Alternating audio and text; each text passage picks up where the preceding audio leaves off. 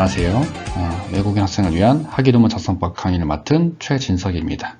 이제부터 여러분들과 함께 성균관대학교 국어국문학과 현대문화분과에서의 학위논문 작성법에 대해서 알아볼 예정이에요. 1시간 정도 되는 강의로 여러분들에게 학위논문 작성법의 모든 것을 다 알려드리기는 어렵습니다, 사실. 하지만 그렇기 때문에 이 강의에서 다루는 내용들이 이제 학위논문을 쓰는 데 있어서 가장 필요한 것들, 가장 중요한 것들을 담아서 이 강의를 구성했는데, 이 강의로 알려드린 사항들을 잘 참고하셔서 각자의 학위논문을 쓰는 법에 대해서 도움을 얻으시기를 기원합니다. 이 강의의 내용은 크게 4가지로 구성을 했습니다. 첫 번째로는 논문이란 무엇인가에 대해 알아보는 시간을 가질 거예요. 그러니까 논문이라는 게 뭘까? 한마디로 논문이란 대체 무엇이 논문이게 하는가에 대해서 알아보려고 하는 건데, 그러니까 문학에 대해 접근하는 방식은 되게 여러 가지가 있죠. 이제 뭐 비평을 쓰는 것일 수도 있고, 창작을 할 수도 있고, 아니면 뭐 나무위키와 같은 그런 오픈백과에 관련된 지식들을 서술하는 것이 될 수도 있습니다. 그렇다면 그런 여러 가지 방식들과 이 논문이 갖는 차이는 뭘까? 그 논문이라는 건 대체 뭐가 다른 걸까? 다른 글쓰기들과 함께. 예를 들어, 뭐 주석이나 그런 각주, 인용, 이런 게 들어간다는 것 자체는 사실 뭐 나무위키에 쓰여있는 항목이나 뭐 비평, 이런 것들과 크게 다를 바가 없어 보이는데, 대체 이 논문이라는 것은 왜 이렇게 구성이 되어 있는 것이며, 또 왜 이걸 썼을 때 우리가 굳이 학사, 석사, 박사라고 하는 학위를 수여하게 되는가? 대체 이런 것에 대해서 좀 알아보려고 해요. 그리고 두 번째와 세 번째에서는 각각 논문의 주제를 설정하는 법, 그리고 자기가 논문에서 주장하고자 하는 바들을 어떻게 제시해야 할 것인가, 어떤 순서에 따라서 독자에게 선보여야 할 것인가, 그런 것들에 대해서 좀 실용적인 내용들을 얘기를 할 생각입니다. 네 번째로는 사실 이거는 외국인 학생들만 모르는 분야는 잘 아니에요. 그 한국 오피스라고 하는 그 프로그램을 사실 한국 학생들도 잘 사용하지는 못하는 측면이 좀 있죠. 그냥 거의 대부분의 사람들이 한국 오피스를 그냥 각주를 달 수 있는 메모장 정도로 취급을 하게 되는 경우가 많은데, 이제 한국학에서 MS 오피스가 아닌 한국 오피스를 사용하게 되는 이유들이 몇 가지가 있습니다. 이제 특히 한국학 연구자들, 현대문학 연구자들이 이걸 썼을 때 좀 더 논문 작성에도 도움이 될 수 있을 법한 기능들이 여러 가지가 있거든요. 그런 것들을 여러분들에게 좀 알려드리는 그런 시간을 가져볼까 합니다. 이 강의를 맡은 저의 지난 이력은 이렇습니다. 성균관대학교에서 학사, 석사, 박사 학위를 받았고요. 2019년에 최종적으로 졸업한 이후에 현재까지 글쓰기 강의나 연구를 수행하고 있습니다. 잠깐 동안은 이제 제가 한국문화연구소 글쓰기센터에서 그 외국인 유학생들의 학위 논문 작성을 돕는 업무를 했던 적도 있었고요. 현재는 그런 다른 방식의 글쓰기 강의들을 진행하고 있죠. 전공 과목과 함께. 그리고 물론 제 연구도 진행하고 있습니다.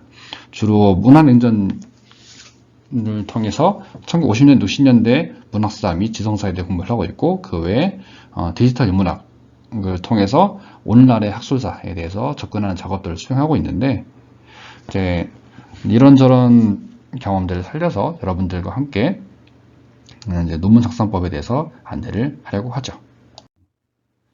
자, 논문이란 무엇인가에 대해서 이야기를 진행하도록 하겠습니다. 아까 얘기했듯이 사실 논문이란 무엇인가 라고 하는 질문은 연구란 무엇인가 라는 질문과 좀 닿아 있는 것이기도 한데요.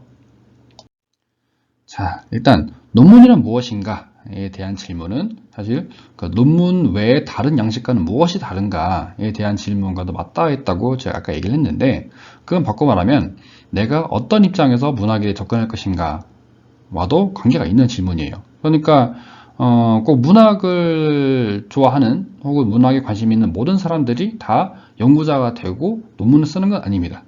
사실 거의 대부분의 전공자들은 이제 문학을 전업으로 삼아서 논문을 쓴다거나 그렇지는 않죠. 그냥 일반적인 소비자가 되어서 좀 소설 보고 영화 보고 이런 데 만족하는 경우가 거의 대부분인데, 그 중에서 되게 특별한 애호가들은 이제 소위 오타쿠, 애호가 그룹이 되어서 이제 이런저런 관련된 문화나 지식의 생산에 좀 또 기여하게 되는데, 어쨌든 그들을 제외한 좀 더 진지하게 문학에 진지하게 접근한다고 하는 사람들을 친다면 연구자 외에도 비평가라는 그룹이 따로 있겠죠. 그러니까 대체 연구자와 비평가는 무엇가 다른가?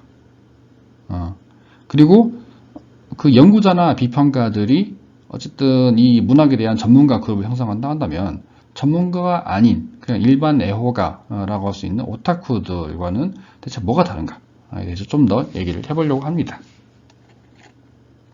자, 일단 오픈백과 문서에 대해서 좀 얘기를 해볼게요. 사실 오픈백과라 하면 한국에서는 크게 두 가지가 있겠죠. 대표적인 예로는 그러니까 위키백과와 나무위키 이 두 가지를 아마 한국어 사용자들이 가장 많이 이제 보고 있을 텐데, 이제 그 위키백과는 뭐 차치하더라도 그 나무위키 같은 걸 보면 어떤 항목들은 굉장히 길고 정성스럽게 그 내용이 채워져 있는 경우도 많아요. 그러니까 뭐 분량만으로 치면은 이미 정말 논문 한 편 이상 정도 되는 방대한 분량을 담아놓은 문서들도 있고, 또 그런 문서들만 모아져 있는 그런 집단군도 있죠. 예를 들어 사건 사고 관련 항목들을 보면 한국을 포함해서 전 세계에서 일어났던 유명한 사고들, 뭐 실종 사건이라거나 살인 사건이라거나 그런 유명한 사건들에 대한 정보들을 굉장히 사건별로 빡빡하게 정리해 놓은 그런 항목들도 있거든요. 근데 그런 거 보다 보면 정말 시간 지난지 모르게 훅 다 보게 되는데, 어쨌든 그런 것들을 보면 정말 그 각각의 항목들이 어마어마한 공력을 투여해서 작성된 것들이고, 실제로 수요도 꽤 높은 편이죠. 그런데 우리가 그런 항목들을 보면서 다들 무슨 논문급으로 이제 써놨다라고 말하기도 하지만은, 그렇다고 해서 정말로 그 문서들을 논문이라고 생각하지는 않습니다. 뭐 그런 사건 사고 항목만이 아니라 뭐 예를 들어 무슨 서브컬처 계열에서 특정한 작품에 대해서 쓴 항목이라거나, 아니면 그 작품에 등장하는 특정 캐릭터에 대해서 쓴 항목이라거나, 그런 것들이 굉장히 방대한 분량으로 그 작품 혹은 그 캐릭터, 뭐 그 작가에 대해서 거의 모든 것들을 다 정리하겠다는 기세로 엄청나게 방대한 분량의 항목을 만들어 놓은 경우도 있는데, 그렇다 하더라도 그걸 논문이라고 부르진 않아요.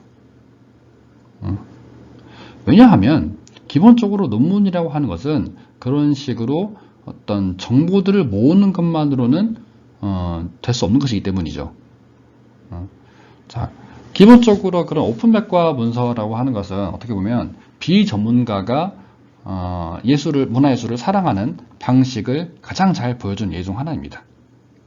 그러니까 비전문가 혹은 비전공자라고 하는 사람들의 특징이 뭐냐면, 기본적으로 그들은 그러니까 문학이나 예술에 대한 어떤 정규 교육을 받은 사람들이 아니죠. 그렇기 때문에 기본적으로 내가 좋아하는 이 작품이나 이 작가 뭐 이런 요소들을 어떤 체계 속에서 평가해야 되는지에 대한 감이 잘 없습니다. 그러니까 모든 것이 다 좋은 거죠. 한마디로 말해서 뭐가 더 중요하고 뭐가 덜 중요하다 라는 식으로 정보를 판단하지 않습니다. 그냥 내가 사랑하는 것, 내가 애정 갖고 있는 모든 것에 대한 정보라면 다 중요한 정보들인 거죠. 그래서 그런 것들을 다 줄줄이 나열한 형태로 항목들을 만들게 됩니다. 그런데 특히 이제 오픈백과 문서 같은 경우는 여러 사람들이 관여하게 되잖아요. 그렇다면 각자가 관심 갖고 있는 영역이 다 다르겠죠. 그러니까 똑같은 작품을 보더라도 혹은 똑같은 캐릭터를 좋아하더라도 어떤 똑같은 사건을 접하더라도 각자가 강조하고 싶어하는 지점들이 다 다릅니다. 그렇다면 모든 사람들이 거기에 각자가 중요하게 생각하는, 자기가 애정을 갖고 있는 항목 부분들을 가지고 쓰려고 하겠죠. 그러다 보니까 그런 애정을 갖고 있는 사람들이 많이 붙어있는 문서는 분량이 순식간에 쭉쭉 늘어나요.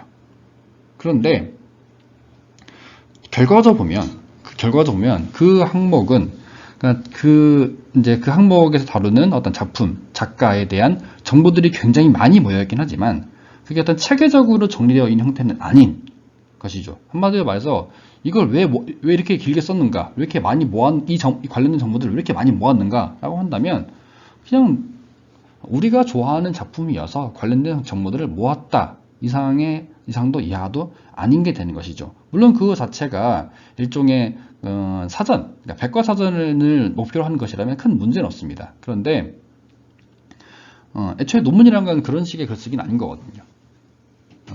글쓰기라는 거 하는 것은 어떤 글쓴이 개인, 그 글을 쓰는 개인이 중요하게 생각하는 어떤 문제와 관련된 지식들을 모아서 체계적으로 엮어내는, 그리고 자기가 중요하다 생각하는 그 문제, 그 요소, 그 지점들을 강조해서 거기에 대해서 세세하게 파고드는 게 바로 논문이란 말이에요.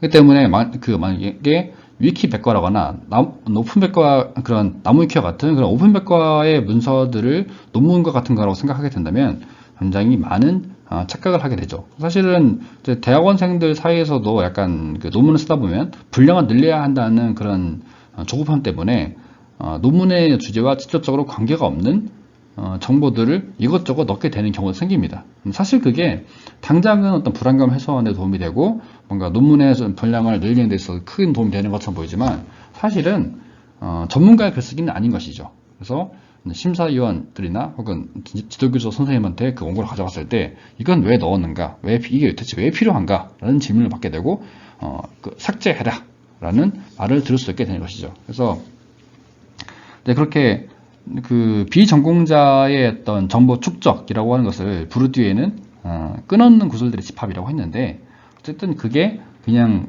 우리가 전문가가 아니라면 딱히 상관없어요. 우리가 정말로 나무위키식의 그런 문서 하나 만들고 끝낼 수 있는 사람들이라면 괜찮은데, 유감스럽게도 우리는 전문가로서 문학에 대한 어떤 지식을 생산해야 되는 사람들입니다. 그렇기 때문에 어떤 무작정 정보만 모으는 것이 아니라 정보를 모아서 그 중에서 자기한테 필요한 정보를 선별해서 그걸 가지고 하나의 책에 있는 글쓰기를 해야 할 필요가 있다는 거죠. 그러니까 끈없는 구슬들만 모을 게 아니라 그 중에 구슬을 몇 개를 골라서 끈을 꿰서 목걸이를 만들어야 한다는 겁니다.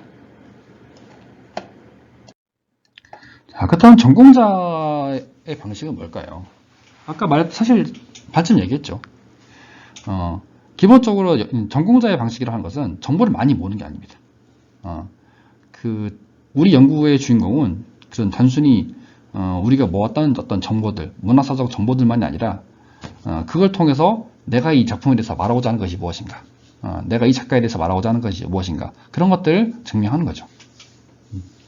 근데 거기에 대해서 하나 더 주목해야 할 것은, 그러니까 사실 논문의 주제를 선택하는 데 있어서 많이 좀 고민해야 될 부분 중 하나인데요.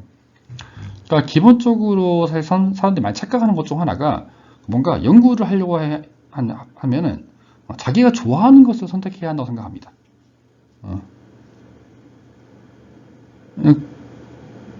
그리고 자기가 싫어하는 것에 대해서는 연구를 하지 않으려고 합니다. 그 정도까지면 괜찮은데,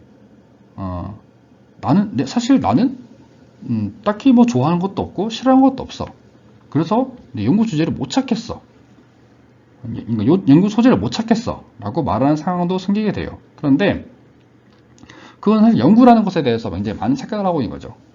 물론 어떤 경우는 자기가 좋아하는 작품을 가지고서 논문을 쓴다는 게 도움이 될 수도 있어요. 아무래도 자기가 좋아하는 것을 꾸준히 본다고 하는 건 그만큼 애정도가 높다는 얘기고, 그만큼 열심히 할 만한 그런 동기가 생기는 거니까. 근데 꼭 그런 것만은 아닙니다. 심지어는 그 논문을 쓰다 보면 원래 좋아했던 작품도 별로 안 좋아하게 되는 경우가 생기거든요. 그러니까 그 학위 논문을 쓴다고 하는 것은 짧게는 6개월에서 1년, 길게는 훨씬 더 오랫동안 계속해서 그 작품에 대해 파고들어야 한다는 얘기기도 해요. 그런데 그 작품에 대해서 더 많이 알게 되었다고 하는 것이 그 작품에 대해서 더 큰 사랑을 갖게 된다는 그런 뜻은 아니거든요. 분명히 중간에 지치기도 하고 오히려 싫어하게 되기도 합니다. 그래서 저는 농담 삼아서 제 후배들한테는 정말 좋아하는 거 가지고는 논문 쓰지 말라고 하기도 하는데, 그러니까 애초에 좋아하고 말고는 선택의 기준이 아닐 수 있는 거죠. 그러니까 사실은 좋아하고 싫어하고 이전에 내가 거기에 대해서 관심을 갖고 있다는 것, 그것은 이제 내가 이 작품에 대해서 좀 더 세세하게 파고들 만한 준비가 되어 있다는 건데, 그리고 내가 그 소재에 대해서 좀 더 파고들 준비가 되어 있다고 한다면 꼭 좋아하는 것만이 아니라 내가 싫어하는 것도 연구의 소재가 될 수 있는 거죠. 그러니까 예를 들어서 자기가 굉장히 혐오하고 싫어하는 작가가 있다고 칩시다. 그런데 그 자기가 그 싫어하는 지점들, 자기가 정말 혐오하는 지점들을 파고들어서 대체 이 내가 싫어하는 그 지점들이 왜 생기는 것인가, 대체 이것의 작동 방식은 무엇인가, 그리고 그것의 사회적 파급 효과는 무엇인가, 이런 것들에 대해 검토하는 작업이 충분히 의미를 가질 수 있다라고 한다면 그것에 대해서 논문을 쓰는 것은 가능한 거죠. 사실 그런 이유에서 그 일반적으로는 되게 혐오 대상이 되는 것들이 많이 연구의 대상이 되기도 합니다. 예를 들어 친일파들의 문학이라거나 아니면 어떤 뭐 최근의 사회적 이슈와 비춰본다면 어떤 여성 혐오 현상이라거나 그런 것들도 사실은 이제 연구자 개인의 입장에서 본다면 되게 질색하는 것일 수도 있고 싫어하는 것일 수도 있죠.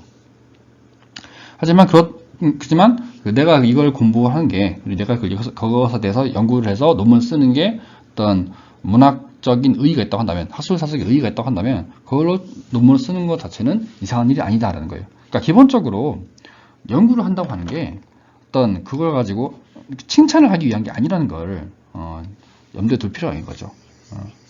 칭찬하는 것이 아니다라는 게 제 핵심입니다. 자, 그렇다면 비전문가가 아닌 전문가들의 방식은 대체 뭐가 다른가? 그리고 그 중에서도 평론과 연구의 차이는 무엇인가? 라고 할 때 이건 좀 짧게 설명하려고 하는데, 일단 평론이 무엇인가에 대해서는 저는 음악평론가 김민주 선생님의 설명을 좀 빌려오려고 합니다. 평론은 객관적 작업이 아닌 주관을 설득력 있게 밀어붙이는 작업이다 라고 설명하셨는데, 근데 인상적인 정의라고 생각하는데요. 일단 평론이라고 하는 것은, 그러니까 문해지에 실려있는 평론 같은 것들은 보통 특정 작품 혹은 특정 작가에 대한 분석을 통해서 제시되는 경우가 많죠. 그러니까 그러니까 자기가 글을 써야 할 대상이 이미 정해진 상황에서 그 작품 혹은 그 텍스트에 대한 어떤 새로운 통찰을 보여주느냐. 사실 이게 어떻게 보면 이게 가장 중요한 포인트라고 할 수 있는 것 같아요. 그러니까 한마디로 연구자의 시각, 연구자는 안 되죠. 어쨌든 비평가가 어떤 시각을 갖고서 그 작품을 접근하는가를 제시하는 게 중요한 작업이라고 생각하는데, 그렇기 때문에 같은 주장도 어떤 언어로 표현하느냐에 따라서 다른 가치를 갖출 수가 있는 것 같아요. 물론 이건 연구자도 마찬가지긴 합니다. 연구자도 마찬가지긴 한데 비평의 영역에서 그게 더 크다는 느낌이 좀 있죠. 그렇다면 연구는 뭐냐? 그러니까 그 평론에서 중요한 건 비평가 본인의 개성입니다. 그런데 사실 연구에 있어서는 연구자 개인의 개성이라고 할 만한 게 발휘될 부분은 생각보다 많지 않아요. 왜냐하면 나중에 다루겠지만은 기본적으로 논문의 언어와 형식이라고 하는 건 어느 정도 규격화가 되어 있습니다. 그래서 이제 학계에서 통용되는 어떤 관습적인 양식들, 규칙들, 이런 것들을 얼마나 잘 따르냐가 중요하기 때문에, 그러니까 글쓰기에서 어떤 개인의 문체라거나 개인의 어떤 개성이라거나 그런 것들을 발휘하기는 사실 생각보다 쉽지는 않아요. 물론 논문을 읽다 보면 그 연구자 개개인의 어떤 특징이라거나 개성이라는 게 분명히 있긴 합니다만은 그 평론에서 발휘되는 어떤 그런 개성 차이만큼은 큰 것은 아니죠. 그리고 이제 평론에서는 어떤 비평가의 어떤 주관을 설득력 있게 밀어붙이는 작업이 중요하다고 했지만은, 물론 그 설득력 있게 밀어붙이는 게 중요하다라는 표현 자체는 연구에도 통용됩니다. 하지만 연구에서 중요한 것은 어떤 객관적 근거들, 객관적 근거의 증명이 필요한 거죠. 그러니까 이건 내가 이렇게 생각한다가 중요한 게 아니라 이러이러한 자료를 봤을 때 이렇게 해석할 수 있다 라고 말할 수 있는 게 중요하다는 거죠. 그래서 자기의 주장을 뒷받침할 만한 근거를 제출하는 인용이라는 행위가 굉장히 중요한 행위인 거죠. 사실은 인용하는 법만 터득해도 석사 학위 논문을 쓰는 목적은 전 달성했다고 생각하는데, 그리고 또 하나는, 그러니까 연구라고 하는 건 기본적으로 자기가 다루고 있는 어떤 대상에 대한 학계 공통의 이해를 갱신하기 위한 작업이라는 걸 염두에 둘 필요가 있어요. 그러니까 한마디로 말해서 내 논문이 기존의 내가 다루고자 하는 대상을 다뤘던 다른 연구들의 내용을 어떻게 참고했는가, 그리고 내 연구는 이후에 다른 연구자에게 어떻게 참고될 것인가, 이런 것들을 의식한 가운데서 쓰는 작업이 필요한 것이죠. 물론 그것은 비평에서도 마찬가지로 할 수 있는 작업일 거예요. 하지만 학술 논문에서는 특히 선언 연구 검토라고 하는 장을 특별히 만들어서 그것을 명확하게 보여줄 걸 필요로 하기 때문에, 여러분들이 이 선행연구 검토라는 작업을 잘 할 필요가 있다는 거죠. 그러니까 내 지식이 대체 어느 위치에 놓여 있는가, 이 학계라고 하는 거대한 네트워크 안에서 내 논문이 어디에 놓여 있는가를 명확하게 인지하고 있다는 것을 보여줄 필요가 있다는 것이죠. 자, 그렇다면 연구란 뭘까라고 할 때, 김민주 선생님의 설명을 좀 비틀어서 설명하자면, 제가 생각하는 연구라고 하는 것은 어떤 문학에 대한 과학적 접근인데, 그건 뭐냐면 사실은 논문이라고 하는 것은, 그러니까 똑같은 대상에 대해서 여러 가지 방식으로 접근하는 사람도 있는데, 그런 여러 가지 방식 중에서 내가 접근하는 방식이 옳다라고 주장해야 하는 행위이기도 해요. 그렇다면 어떤 독자가 와서 이건 이렇게 해석하면 이상한 것 같은데? 라고 했을 때 그걸 반박할 수 있는 자료들을 충분히 마련해야 하는 것이죠. 그러니까 어떤 독자도 부정할 수 없는 객관적 근거라는 것을 제시함으로써 아무리 내 논문에 부정적인 사람이라도 내 주장의 타당성을 인정하지 않을 수 없게 만드는 것. 도저히 내 주장을 반박할 수 없게 만드는 것. 이게 중요한 거죠.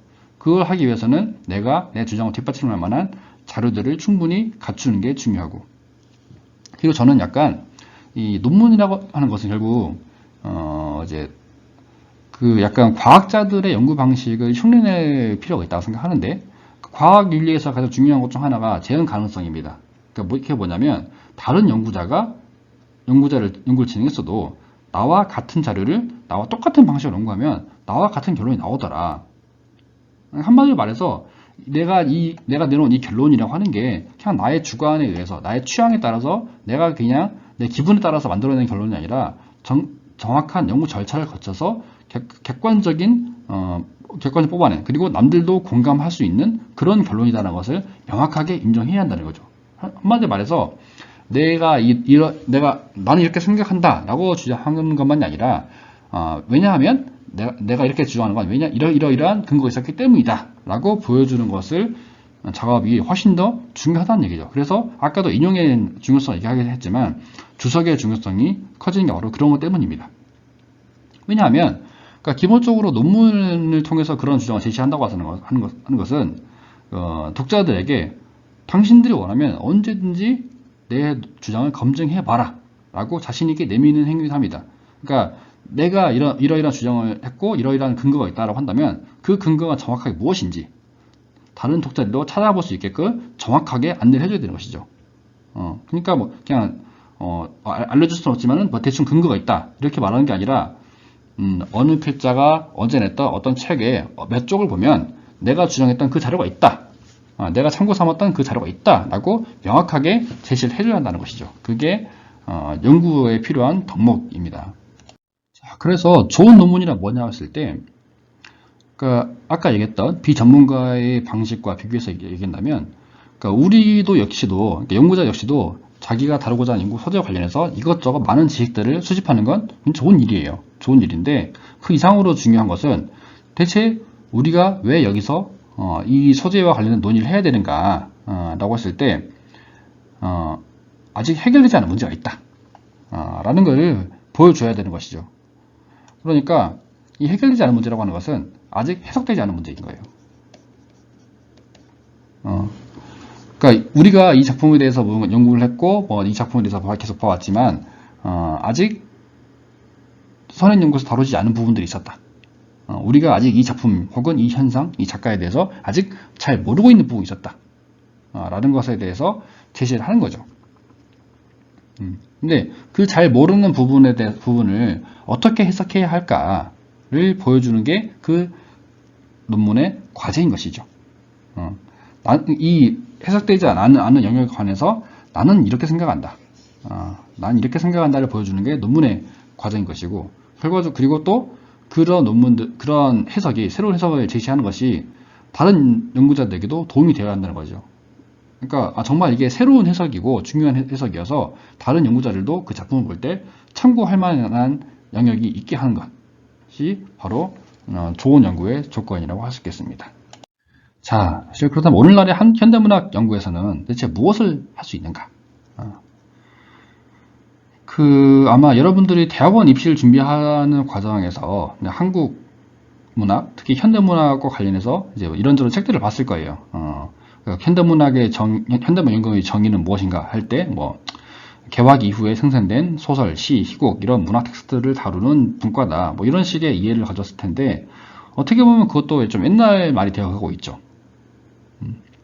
왜냐하면 일단 그 한 20세기가 끝나고 21세기가 시작된 지도 꽤 시간이 지났는데 그 과거에는 그 뭔가 말은 그렇지만 그러니까 말로는 개학 이후에 모든 한국어 텍스트라고 하긴 하지만 실제로는 그 안에서도 다룰 수 있는 텍스트가 굉장히 제한되어 있었단 말이에요. 그러니까 흔히 말한 문학이라는 범주로 인정하는 텍스트가 굉장히 제한되어 있었는데 한 2000년대 중반 이후로 특히 2010년대 이후로는 그러한 제한이 급격하게 해제되고 있다고 봐도 될 것 같아요. 특히 비교 문학이나 아니면 문화 연구 이런 영역들을 새로 적극적으로 흡수하게 되면서 점점 국문과에서 다루고자 하는 텍스트의 범위가 급격하게 넓어지고 있다는 인상을 받습니다. 특히 현대문학분과가 더 그러한데, 그러니까 사실상 조선이나 한국어 관련된 텍스트라고 한다면 거의 대부분을 다루고 있죠. 이 텍스트의 범위조차도 심지어는 문자 텍스트만이 아니라 방송이나 영화 뭐 그런 데까지 더 넓어지고 있는데, 어쨌든 문화 연구라는 이름으로 진행되고 있던 거의 모든 연구들이 이제는 점점 국문과에서 이루어지고 있다는 인상을 받게 돼요. 물론 모든 학교가 다 그렇지는 않습니다.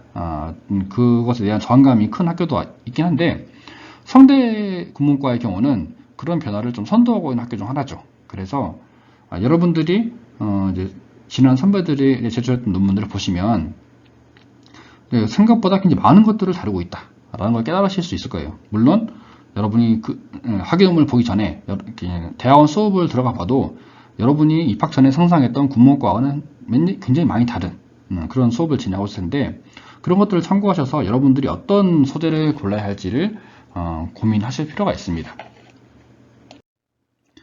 학위 논문 주제와 관련해서는 사실 다음 회차에서 좀 더 자세하게 얘기해야 할 텐데, 일단은 얘기할 수 있는 건 몇 가지 요소들이 있겠죠. 그러니까 학위 논문의 주제나 소재를 찾고자 한다면 첫 번째로는 본인의 정체성, 관심사, 능력을 고려해라라고 할 거예요. 그러니까 내가 어떤 경험을 쌓아왔고 어떤 것들에 대해 관심을 가져왔는가 같은 것들을 체크해보는 게 당연히 도움이 됩니다. 특히 이 강의를 듣고 있는 유학생들의 경우는 더더욱 고민해볼 필요가 있어요. 그러니까 사실 유학생들의 어떤 특징 중 하나는 당연히 한국인 학생들과 다른, 그러니까 전혀 다른 문화적 맥락 속에서 성장해온 경험이 있다고 하는 거잖아요. 그런 경험을 한국 현대문학 연구에 어떻게 접목시킬 수 있을 것인가를 고민해보는 것도 하나의 방법이긴 합니다. 물론 그런 걸 원하지 않는 학생도 있을 수 있죠. 아니 내가 유학생이라고 하지만 그 유학생이라고 해서 단순히 그 내가 출신국에 대한 정보들을 원하는 것은 약간 너무 인종주의적인 접근 아닙니까? 라고 한다면 사실 그것도 맞아요. 그것도 맞기 때문에 여러분들이 이제 할 수 있는 것들과 하고 싶은 것들을 좀 고민해보는 과정에서 그냥 단서 중 하나로 고민해보라는 얘기죠. 그리고 이제 하고 싶은 것과 할 수 있는 것의 차이를 이해해보라고 하는 것은 사실은 이 다음 회차에서 좀 더 실전적인 얘기를 하면서 같이 고민해야 될 문제인데, 그러니까 석사 학위 논문에서 다룰 수 있는 것들의 범위가 생각보다 크지는 않습니다.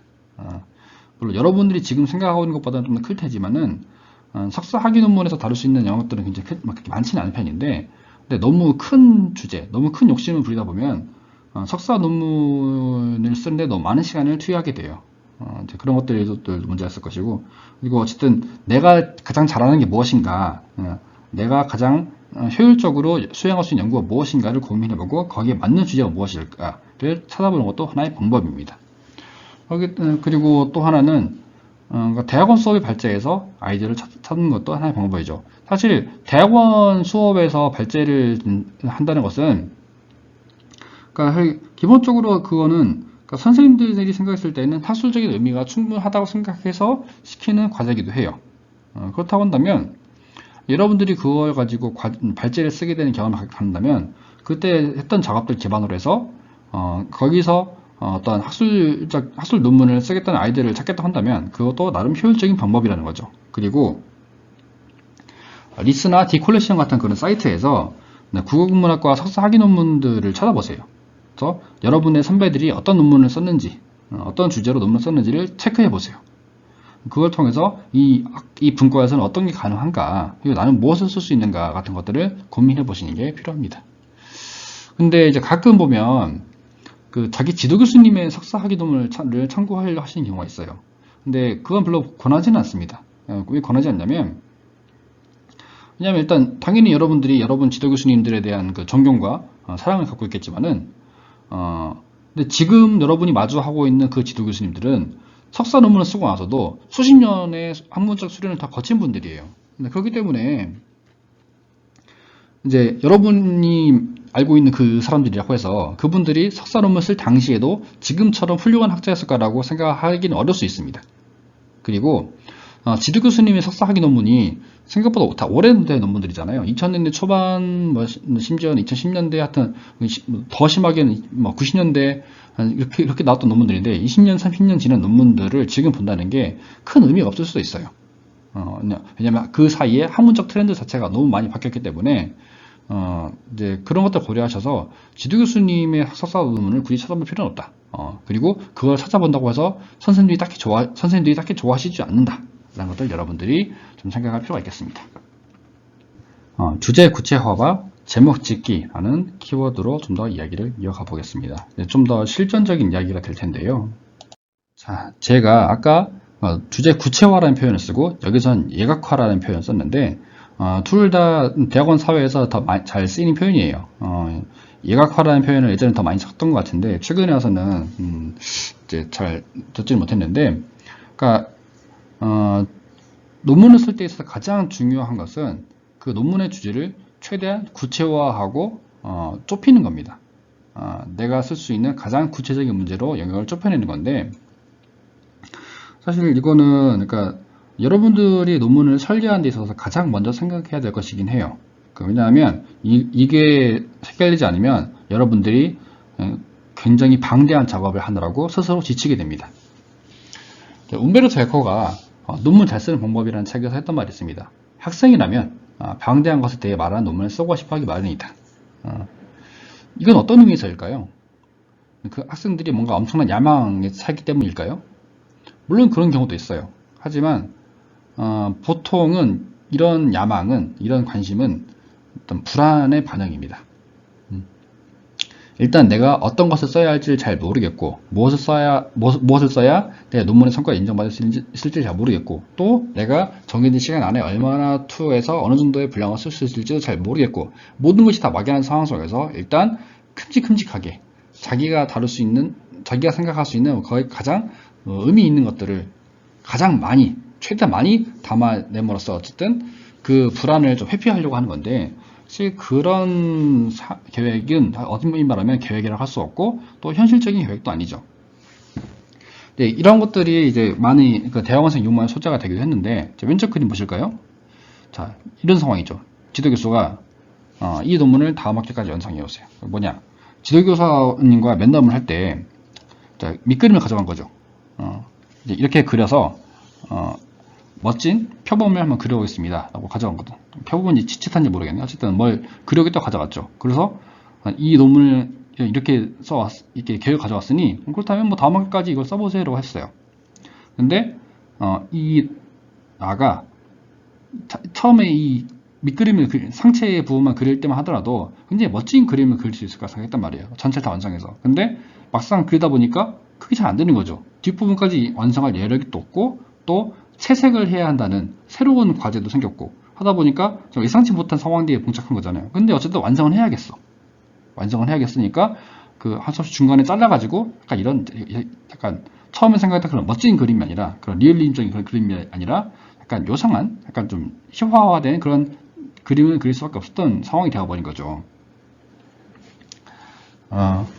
근데 사실은 이게 약간 대학원생 유머로서 소비되긴 하는데, 저는 그래도 사실 이 그림 정도면 꽤 성공한 거 아닌가 라고 생각합니다. 왜냐하면 어쨌든 완성을 했잖아요. 완성을 했고, 또 좀 처음과는 테마가 달라지긴 했지만 어쨌든 그렇게 아주 이상한 그림은 아니게 됐습니다.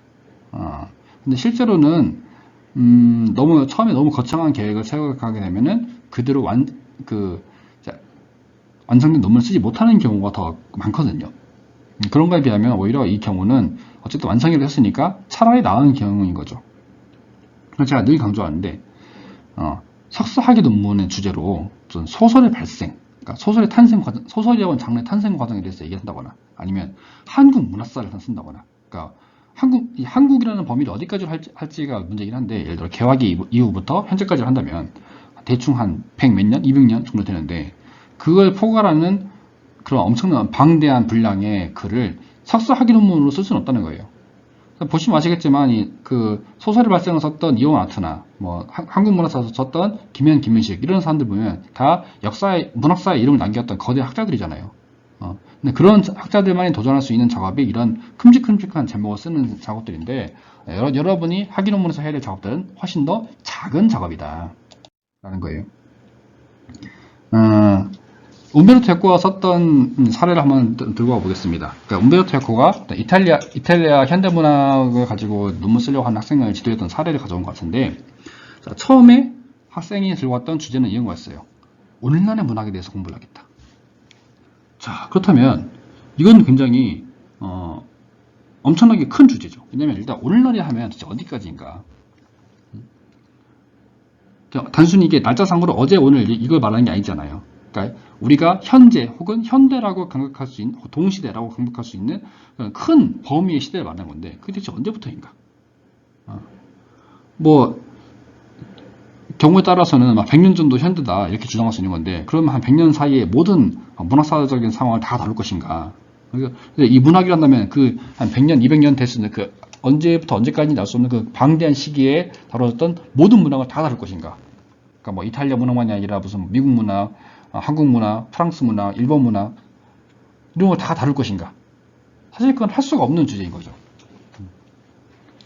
그래서 처음에 일단 움베르토 에코가 시도한 것은 그걸 좀 더, 이 두 가지 키워드를 좀 더 구체화하는 거였습니다. 일단 오늘날이라고 하는 시기는 2차 세계대전 이후부터, 그러니까 1945년부터 대충 1969년까지, 그리고 문학이라는 키워드를 좁혔을 때 이탈리아 문학으로.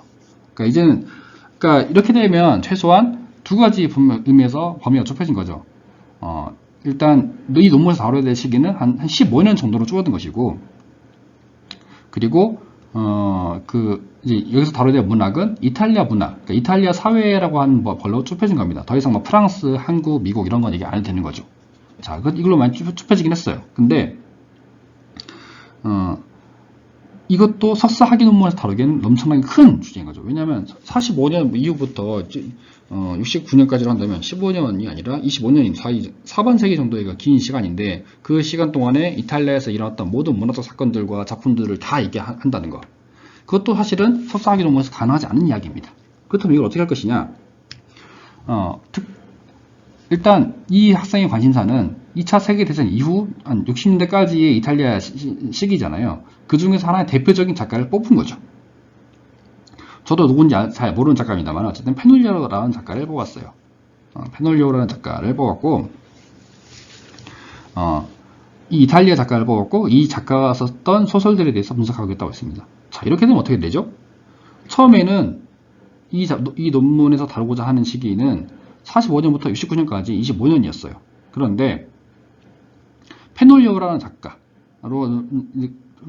작가로 이제 주제를 좁혔다고 한다면, 최소한 이 사람의 이 사람이 언제부터 활동했는지는 알 수 없지만 1945년 이후부터 친다면, 대충 1945년부터라고 친다면 그때부터 63년까지인 거잖아요. 어쨌든 최소한 60년대 후반까지는 다루지 않아도 되게 되겠죠. 그리고 이 사람이 썼던 소설들 중에서도 작품들이 굉장히 많을 텐데, 그 중에서 소설들만 다루겠다고 했습니다. 그렇다고 한다면 처음에 이 이탈리아 문화 전체를 다 다루겠다고 했던 거, 무슨 이탈로 칼비노라든지 하여튼 뭐 그런 어떤 수많은 작가를 다 다루겠다고 한 것보다는 좀 더 현실적인 계획이 됐습니다. 왜냐하면 이제는 이제 이탈리아 문학 전체를 다루는 게 아니라 이 특정 작가에 관련된 사항들만 다루면 되니까요. 근데 이 작가의 소설을 다루는 것도 쉽지 않을 수가 있죠. 상황에 따라서는 이걸 다 다루기가 힘들어서 이 작가가 썼던 작품 중에서 특정 작품만 다뤄보겠다. 특정 작품만 다뤄보겠다고 했을 때 골랐던 게 빨치산 조니의 조니라는 이 작품의 버전들에 대해서 이본들, 그러니까 여러 가지 버전들에 대해서 다뤄보겠다고 할 수 있게 된 거죠. 그러니까 이 연도를 보시면 아시겠지만 빨치산 존이라는 작품이 작가가 죽고 나와서 나온 작품이에요. 그러니까 작가가 죽고 나서 작가가 남겨놨던 메모 중에서 발부를 해서 이제 그 출간이 된 작품인데 그게 이제 아마 아마 이게 미완성 작품인가 정확하게 기억이 안 나는데 하여튼 이 작품을 편집을 해서 정리를 해서 내야 되는 상황이었어요. 근데 그 정리한 사람이 누구냐에 따라서 여러 가지 버전이 나왔던 거죠. 그렇다면 이 버전들을 서로 비교해봄으로써 이 팔치산 조니에 대해서 좀 검토를 해보겠다라고 하는 게 이 논문의 목표인 거예요. 자, 이렇게 되면 어떻게 되는가? 일단 3단계 작업만 하더라도 페놀리오라고 하는 사람의 어떤 전생에 대해서 얘기를 해야 했을 것이고, 그리고 이 사람이 썼던 수많은 작품들에 대해서 다 검토를 해야 했을 거예요. 그래서 그 안에서 뭐 공통된 테마를 뽑아낸다거나, 아니면 어떤 서로 다른 점들을 얘기한다거나, 아니면 최소한 페놀리오라는 사람이 썼던 작품들을 초기, 중기, 후기 이런 식으로 나눠서 분류한다거나 그런 방대한 작업을 해야 했을 겁니다. 그런데 이 특정한 작품으로 한정한 순간 물론 작가 얘기가 더 들어갈 수 있겠지만은 그건 최소화될 수 있게 된 거죠. 어쨌든 철저하게 빨치산 존이라고 하는 한 작품만을 볼 수 있게 된 겁니다. 물론 그 작품의 여러 가지 버전들을 다 봐야 되는 부담은 있겠지만 여전히 최소한 페놀리오라는 작가의 모든 소설들을 다 다루는 것보다는 훨씬 더 현실적인 목표가 된 거죠. 자, 그럼 이거를 오늘날의 문학이라는 화두와 비교해본다면 어떨까요? 오늘날의 문학이라고 하는 그런 제목을 달았다고 한다면 굉장히 야심차고 거대한 주제가 되겠죠. 그런데 이거는 사실상 석사학위 논문에서 쓸 수 있는 주제는 아니에요. 그보다는 빨치산 존이라고 하는 특정한 작품에 대해서 검토를 해서 이런 수많은 작업들을 살펴보고 그 작업들의 의의가 무엇이었는지, 각각의 작업들의 차이가 무엇이었는지, 그래서 우리가 가장 참고해야 될 만한 버전은 무엇인지 이런 것들을 내놓는 작업이 굉장히 그런 작업을 수행하겠다는, 그러니까 이 논문에서 무엇을 해야 될지도 좀 더 명확해진 그런 상황이 되는 거죠. 그래서 이런 분류를 구분을 이제 에코는 단일 주제 논문과 파노라마식 논문이라고 이제 분류했는데, 사실 파노라마식 논문이라고 하는 것은 그러니까 오늘날의 문학과 같은 거창한 제목을 단 그런 제목을 단 논문들을 말하는 거죠. 사실 이런 것들은 물론 당연히 바람직한 일은 아니다. 그러니까 기본적으로 연구자가 추구해야 될 형태의 논문은 단일 주제 논문. 내가 다룰 수 있는 딱 하나의 주제. 그러면 저는 페놀리오의 그 소설들 중에서 이 빨치산 존이 말고 딴 것도 하고 싶은데 그럼 어떡하죠? 그건 다른 논문에서 하시면 됩니다. 어쨌든 우리가 논문 한 편만 쓰고 말 것이 아니기 때문에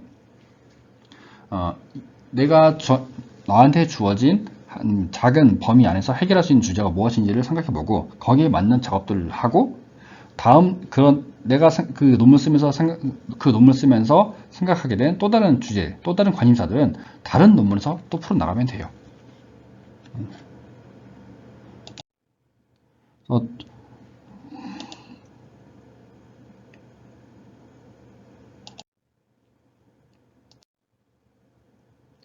자, 제목을 짓는 법에 대해서 좀 더 얘기해 볼까요? 아까 제가 얘기했던 소설의 발생, 한국 문학사 이런 제목들의 또 다른 특징이 뭐냐면, 그러니까 물론 아까 말했던 것처럼 뭔가 큰 학자들이 썼던 제목이라는 것도 있지만은 한편으로는 책의 제목이다.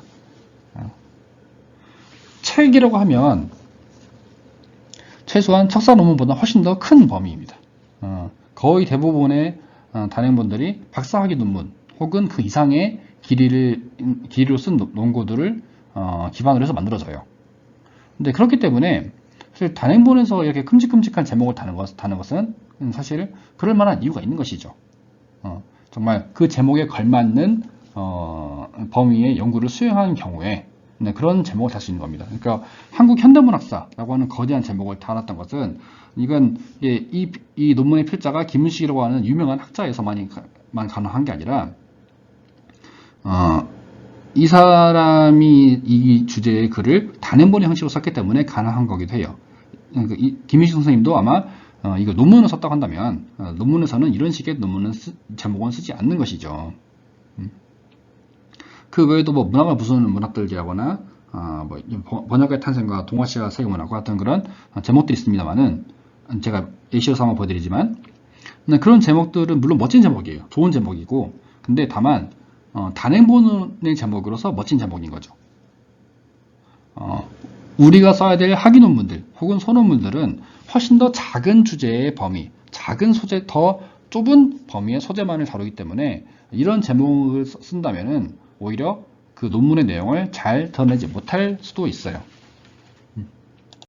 자, 그렇다면 학술지에 실리는 논문들의 제목을 참고하면 어떨까요? 그런데 그것도 사실 쉽지는 않습니다. 왜냐하면 그러니까 학술지 논문들의 경우는 석사 학위 논문들보다 훨씬 더 작은 범위의 소재를 다뤄요. 그렇기 때문에 오히려 가능한 형태의 제목들이 있는데, 그래서 학술지 논문으로서는 꽤 괜찮은 제목일 수 있는 것들이 학위 논문의 제목으로는 적절치 않은 경우도 흔히 있습니다. 예를 들어서 제가 정말 좋아하는 제목이 있어요.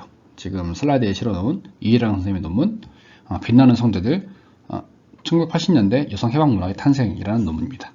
굉장히 유명한 논문이고 여러 가지에서 많이 좀 활용되는 논문인데, 근데 저는 정말 멋진 제목이지만 이걸 학위 논문의 제목으로 권하진 않겠습니다. 이런 식의 제목을. 왜냐하면 일단 이 제목은 그 성좌라는 용어의 의미를 잘 알고 있는 사람이어야만 쓸 수 있는 제목이에요. 그 독일 비평가 발터 베냐민이 썼던 그 비유를 가져와서 쓰신 제목인데, 사실 이런 형태의 제목을 학위 논문에서 살리기는 굉장히 쉽지가 않습니다. 왜냐하면 일단 이런 비유적인 표현을 통해서 학위 논문에서 다루는 굉장히 방대한 범위의 내용들을 다 설명하기가 쉽지 않아요. 그러니까 우리가 앞에서 학위 논문의 주제를 구체화해야 한다고 설명하긴 했지만은, 그렇다 하더라도 그 분량이 있기 때문에 학위 논문에서 다루는 내용들의 그 방대함이라는 게 있죠. 그런데 거기에 비하면 학술지에 실린 논문들은 굉장히 작은 범위의 이야기를 합니다. 그러니까 당연히 거기에 최적화된 비율을 찾는 게 가능하겠죠. 그런데 학위 논문에서 다루는 굉장히 방대한 분량의 이야기들을 그걸 딱 비유할 만한 표현을 찾기는 쉽지가 않아요. 그러니까 논문의 분량이 많아지면 많아질수록 더 그렇습니다. 근데 그나마도 또 문제되는 건, 어떻게 보면 이런 식의 표현을 쓰는 것은 일종의 연구자의 감각도 필요하거든요. 그러니까 꼭 적절하다고만 해서 쓸 수 있는 건 아니고, 한마디로 학계에 있는 다른 동료들도 알아들을 만한 비유여야 합니다. 그러니까 뭔가 정말 좋은 표현을 찾았어요. 그런데 그 표현이 한국에서 한 번도 소개된 적이 없는 표현이어서 아무도 그 말을 몰라. 그러면 그건 쓸 수 없는 비유인 거죠. 그러니까 아까 말했던 것처럼 이 성좌라는 표현을 이해령 선생님이 사용하실 수 있었던 것은, 그러니까 연구자들 사이에서 베냐민의 그 성좌라는 개념을 이해하는 것이 일종의 교양처럼 되던 시대가 있었기 때문입니다. 그러니까 이거는 어떻게 보면 연구자라면 모르는 게 이상한 표현 중 하나이기도 했던 거죠. 그래서 쓸 수 있는 표현인 건데, 근데 여러분이 찾아낸 용어가 꼭 그런 용어일 거라는 보장은 없어요. 특히 석사 과정생이 찾아낸 표현으로서는. 그렇기 때문에 굉장히 쓰기를 조심스러워 할 수밖에 없다라는 거예요. 학위 논문에서는 이런 표현을 쓰고 싶어도 좀 자제하시는 게 좋죠. 자, 그렇다면 학위 논문 제목은 어떻게 지어야 되는가? 사실 제가 생각했을 때 학위 논문의 제목이라 하는 것은 일종의 키워드의 집합이에요. 그러니까 그 논문에서 다루는 내용들, 그 범위를 특정할 만한 키워드들의 집합입니다. 그것도 얼마나 말이 되게끔 모아놓느냐가 관건인 건데, 아까 우리가 맨 처음에 umberto eco가 들었던 예시를 따라서 그 이탈리아 문학에 대한 그 논문을 구체화하는 과정에서 봤듯이, 제가 그 과정을 굳이 단계별로 보여드린 이유가 있죠. 차츰차츰 그 단계를 줄여나가면서 나갈 때 어떤 것들을 기준으로 해서 줄였는가를 생각해 볼 필요가 있어요. 그러니까 학위 논문의 주제를 구체화하는 데 있어서 좀 신경 써야 될 그런 기준들이 몇 가지가 있습니다. 그리고 참고할 수 있는 기준들이 있죠. 그런 것들을 참고해서 내 논문에 들어갈 키워드를 잘 조합을 해 보시는 게 필요해요. 예를 들어서 제가 지금 예로 들은 것은 이런 제목입니다. 팬데믹 이후 한국 대학생의 중국인 혐오 양상 변화. 성균관대학교 에브리타임 게시판에 중국 유학생 관련 게시물을 중심으로 라고 했을 때, 이 제목의 구성 요소가 뭐가 있는지 생각을 해봐야 돼요. 첫 번째, 예를 들어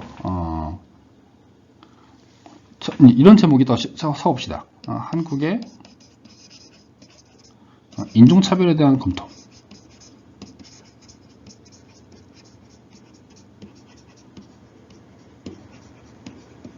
이런 제목이 있다고 쳐보자고요. 그러면 여기서 해야 될 작업들이 얼마나 많겠어요. 한국에 인종차별을 한다면 그건 언제부터 언제까지인지, 예를 들어 뭐 고려시대 때부터의 뭐 12세기 때부터의 인종차별에 대해서 얘기를 할 것인가. 그게 아니라고 현대라고 한다면 현대 언제부터, 1945년 이후부터 80년 이후부터 언제부터 말할 것인가. 이런 것들 다 따져봐야겠죠. 그리고 인종차별을 한다면은 인종차별이라고 해도 사실은 그게 그 시대에 따라서, 그리고 그 사람이 어떤 혈통을 갖고 있느냐에 따라서, 그 인종적인 그런 특징을 갖고 있느냐에 따라서 굉장히 많은 차이를 갖고 있잖아요. 심지어 뭐 백인이라고 해도 무슨 뭐 미국 백인, 뭐 유럽 백인, 러시아 백인 같은 등등 이런 식으로 다 다르다고 들었는데, 어쨌든 그런 세세한 차이들을 다 보겠다는 것인가? 이거 되게 막연한 주제인 거죠. 어떻게 보면 굉장히 구체적이고 뚜렷해 보이지만 실제로는 막연한 주제라는 겁니다. 그렇다면 이걸 어떻게 해야 할 것인가? 이 연구서를 처음 선택한 것은 일단 시기를 제한하는 겁니다. 팬데믹 이후. 자, 팬데믹 이후라고 한다면 이거 언제부터죠? 2020년부터입니다. 그렇게 치면은 지금 2024년이니까 대충 2020년부터 한 4년 정도의 시기만 다루겠다라고 하는 거죠. 그러면 뭐 4년 이 정도의 시기는 충분히 다룰 수 있겠죠. 최소한 뭐 한국이 뭐 국가가 수립한 이래의 어떤 인종차별 역사에 대해서 다 보겠다, 이런 것보다는 훨씬 더 현실성 있는 목표입니다. 자, 그리고 한국이라고 했을 때 한국을 전체를 다 알 수 있는 게 아니겠죠. 그렇다면 특정한 집단을, 그 중에서 특정한 사회 집단을 뽑아낸 겁니다. 한국 대학생을 뽑아낸 거죠. 그리고 인종차별에 대해서도 이 수많은 인종차별들을 다 얘기를 할 수 없으니까 중국인 혐오라는 것, 그러니까 특정한 중국이라고 하는 특정한 지역, 특정한 국가에 대한 해석만으로 초점에서 보겠다고 한 거예요. 자, 이게 이제 이 논문의 큰 목표입니다. 근데 부제를 달았죠. 부제를 달아서 그것의 연구를 구체적으로 어떻게 수행할 것인가에 대한 얘기를 달았습니다. 성균관대학교 에브리타임 게시판에 유학생 관련 게시물을 중심으로. 그러니까 뭐 사실은 이제 한국 대학생이라 한다면 굉장히 많은 집단들이 있을 텐데, 그 중에서도 성균관대학교 에브리타임 게시판. 사실 뭐 에브리타임이라고 한다면 현재로서는 뭐 좋든 싫든 간에 한국에 가서 대표적인 대학생 커뮤니티죠. 그래서 그런 커뮤니티를 활용하겠다는 것 자체는 대표성 면에서 큰 문제는 없을 거예요. 관련해서 유학생 관련 게시물들을 찾겠다. 그러니까 정확히 말하면 중국인 혐오 중에서도 특히 중국 유학생에 대해서 검토를 해보겠다 라고 하는 거죠. 자, 그렇다면 이 제목을 보시면 이 연구가 어떻게 수행될 것인지가 대충 짐작이 되시겠죠. 아마 이 연구를 쓰는 사람은 일단 1차 텍스트를 확보하기 위해서 뭘 할 것이냐, 성균관대학교 에브리타임 게시판에 들어가겠죠. 그래서 중국 관련된 키워드를 검색을 할 겁니다. 유학생 관련 키워드로. 그래서 유학생들에 대해서 어떤 이야기가 오가는지를 다 수집을 할 거예요. 언제부터? 2020년부터 2024년까지.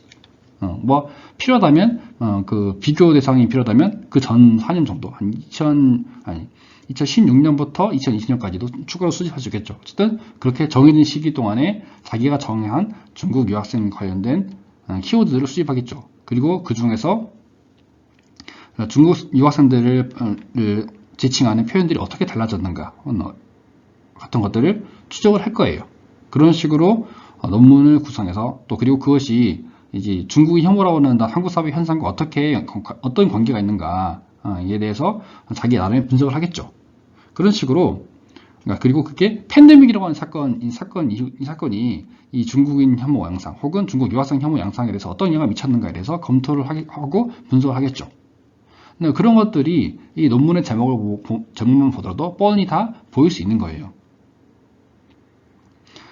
그런 점에서 이렇게 뭔가 내 논문의 구체적인 내가 어떤 시기에 어떤 대상들, 어떤 소재를 가지고 어떤 연구를 수행할 것인지를 명확하게 보여준 연구가 그리고 명확하게 보여준 제목이 저는 좋은 제목이라고 생각합니다.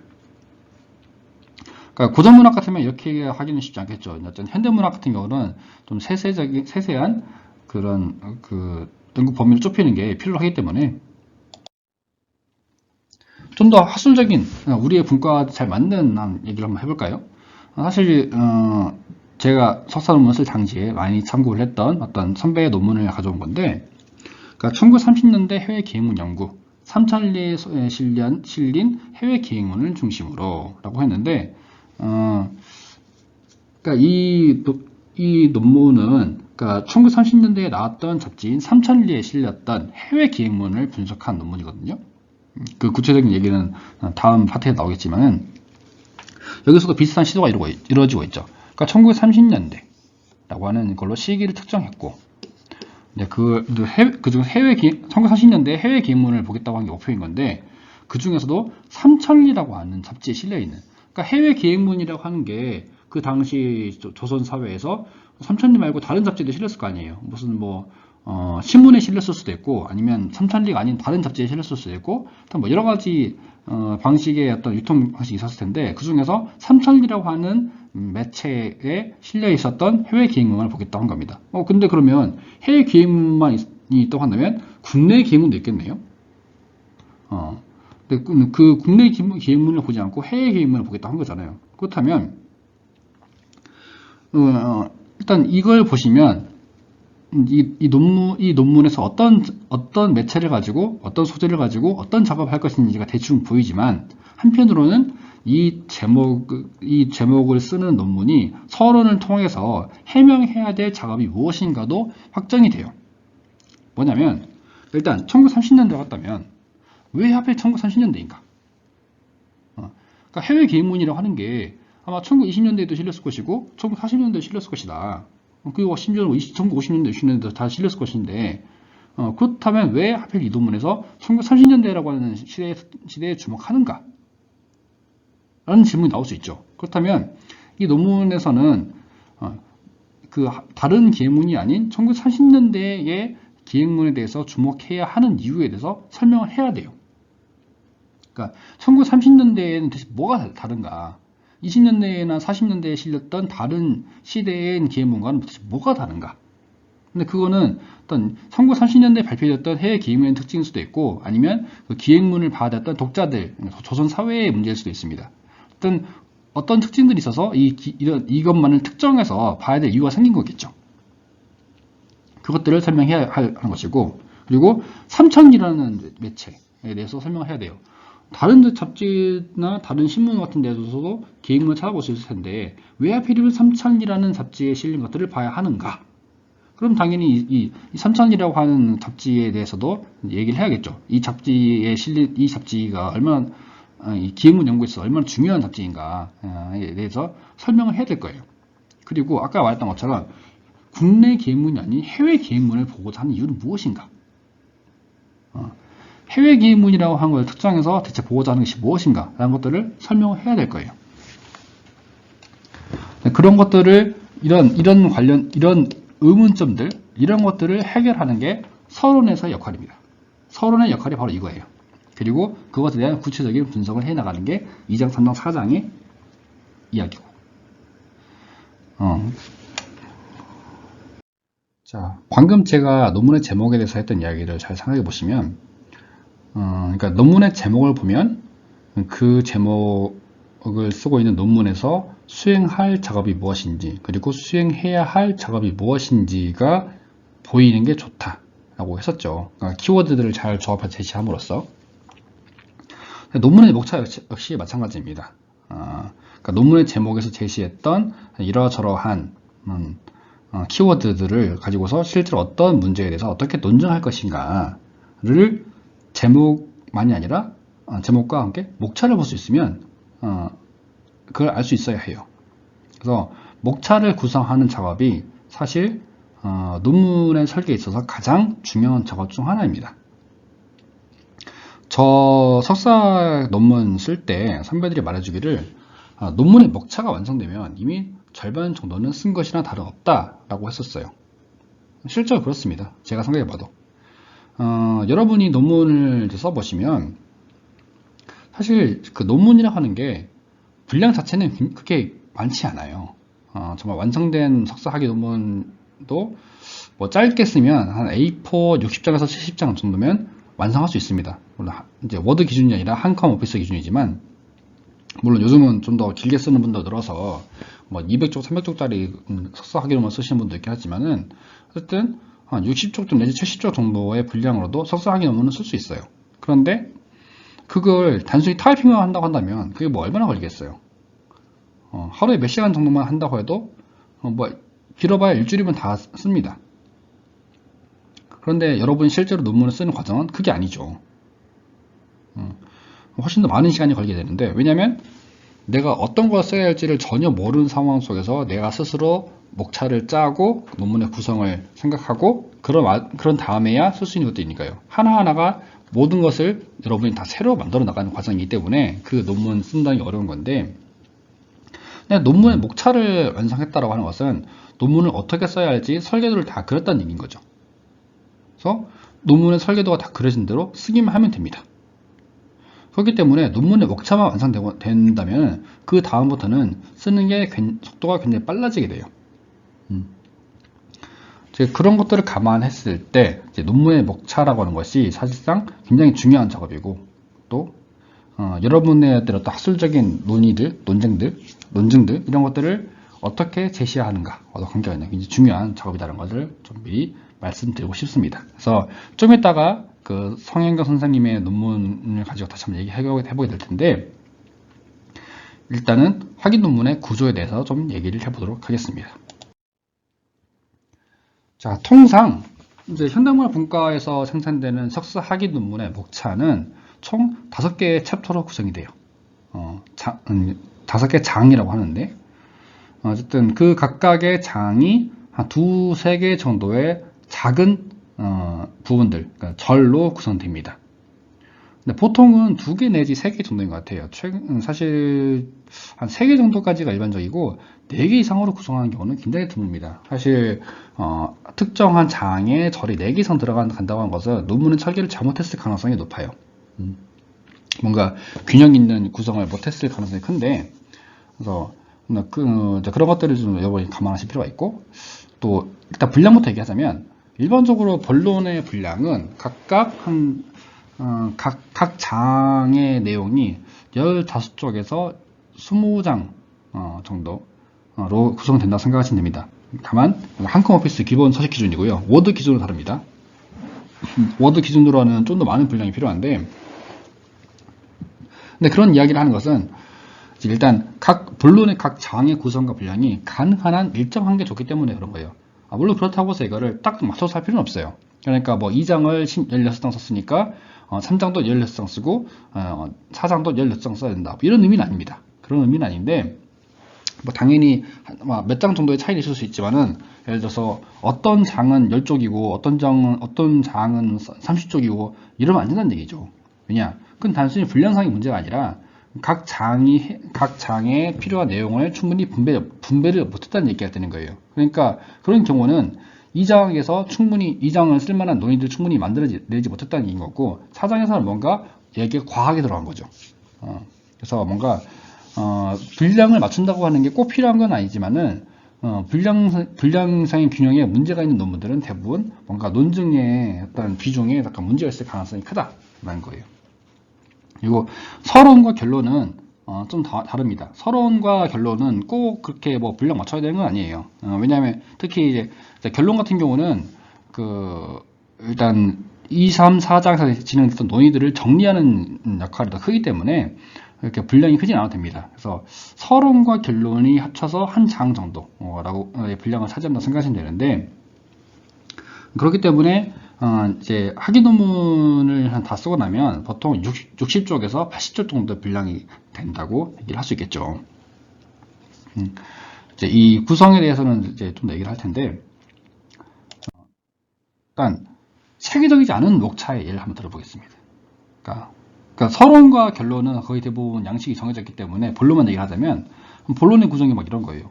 그러니까 2장이 막 1, 2, 3절, 있고 4장은 절이 없고 4장은 1, 2절인데 1, 2절로 구성되어 있는데 그 중에서 제 1절이 1, 2, 3, 4항까지 있어. 이런 식으로 뭔가 균형이 뭔가 어긋나 있는 거죠. 근데 이런 식의 구성은 사실 그렇게 논문이 체계적으로 구성되지 않았다. 그러니까 뭔가 필자가 뭔가 자기가 꽂힌 거에 엄청나게 비중을 쏟느라고 다른 부분에 소홀히 하는 데가 있다거나 또 뭔가 문제가 있는 상황인 거죠. 그래서 그런 것들을 이런 목차가 나오지 않게끔 여러분들이 좀 신경 쓸 필요가 있다라는 거고, 일단 본론의 구성을 할 때 여러분들이 좀 주의해야 될 게 있어요. 그러니까 본론이라고 하는 것은 서로는 본론에서 전개될 이야기들을 소개하는 장입니다. 그리고 결론은 본론에서 했던 얘기들을 마무리 짓는, 그러니까 내가 본론에서 얘기한 것도 이러이러한 것들이었다고 정리하고 요약하는 장이에요. 그렇기 때문에 사실 여기서 학위논문을 쓸 때 가장 중요한 건 당연히 본론입니다. 근데 본론에서 내가 이 소설에 대해서 어떻게 접근할 것인가를 전개해야 되는데, 근데 이 본론의 구성, 제2장, 3장, 4장의 구성도 그게 그 어떤 논리적 흐름에 따라 구성되어야 한다는 거죠. 그래서 제가 이유라는 용어를 썼는데, 그러니까 한마디로 논리적 구성을 해야 한다는 얘기예요.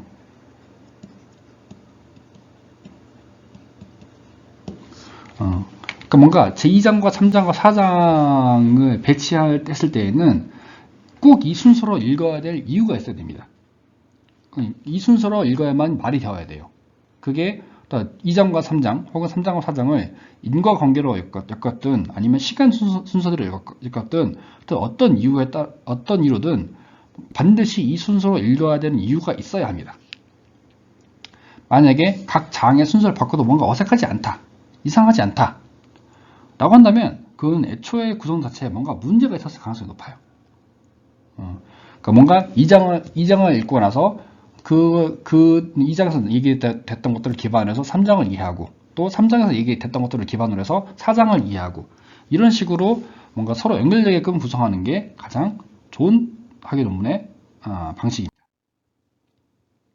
자, 제가 일부에서 뭐라고 했었냐면, 논문이라고 하는 것은, 연구라고 하는 것은 내 논문에 가장 의심이 많은 독자도, 가장 회의적인 독자조차도 내 해석의 타당성을 납득하게 하기 위한 글쓰기다라는 거예요. 그래서 뭐냐면 논문에서 중요한 거는 내 주장, 내 해석을 제시하는 게 아니에요.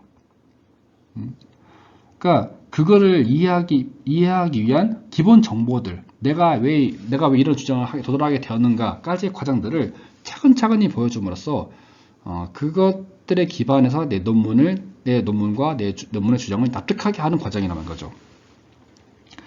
그래서 뭔가 내가 접근하고자 하는 문화 작품, 혹은 작가, 혹은 문화적 현상, 이런 것들을 이해시키고 살 때 역사적 맥락에 대해서 제시를 하고, 그 이후에 어떤 문화사적 맥락을 제시하고, 또 이런 컨텍스트라고 하는 게 굉장히 중요한 건데, 컨텍스트라는 것의 제시를 통해서 내 논문의 대상을 이해하는 데 필요한 정보들을 제공하고, 보통 이런 정보들은 2장이나 내지는 3장에서 수행되는데, 그런 것에 이런 정보들에 기반해서 연구 대상에 대해서 분석을 하죠. 보통 3장에서 얘기가 됩니다. 그리고 그 연구 대상에 대한 정보를 분석한 걸 기반으로 해서 4장에서 이 작품, 내가 다루고자 하는 소재에 대한 최종적인 해석, 나의 주장, 내 주장을 이제 다루는 거죠. 그래서 차근차근 이런 주장들을 쌓아 올려감으로써 내가 내놓은 해석을 탄탄한 논증의 결과물로 만들어내야 하는 거예요. 그럼으로써 뭔가 독자들이 내 해석에 납득하지 않을 수 없게끔 만드는 것. 어떻게 보면 그러니까 가장 의심 많은 독자조차도 내 논문의 타당성, 내 논문의 어떤 주장에 굴복하지 않을 수 없게끔 만들어버리는 것이 바로 훌륭한 논증의 구조인데, 논문의 구성 역시도 그렇게 되어야 한다는 거죠. 좀 더 살펴볼까요?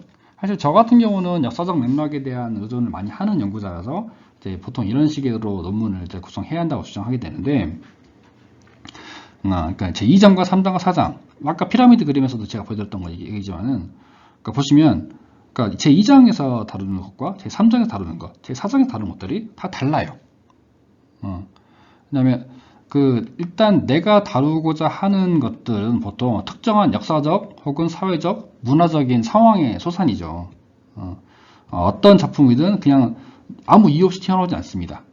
그래서 이 작품들이 어떤 상황 속에 나오게 되었는가, 혹은 어떤 상황이었기 때문에 이런 현상이 생기는 게 가능했는가 같은 것들을 충분히 이야기를 해야 돼요.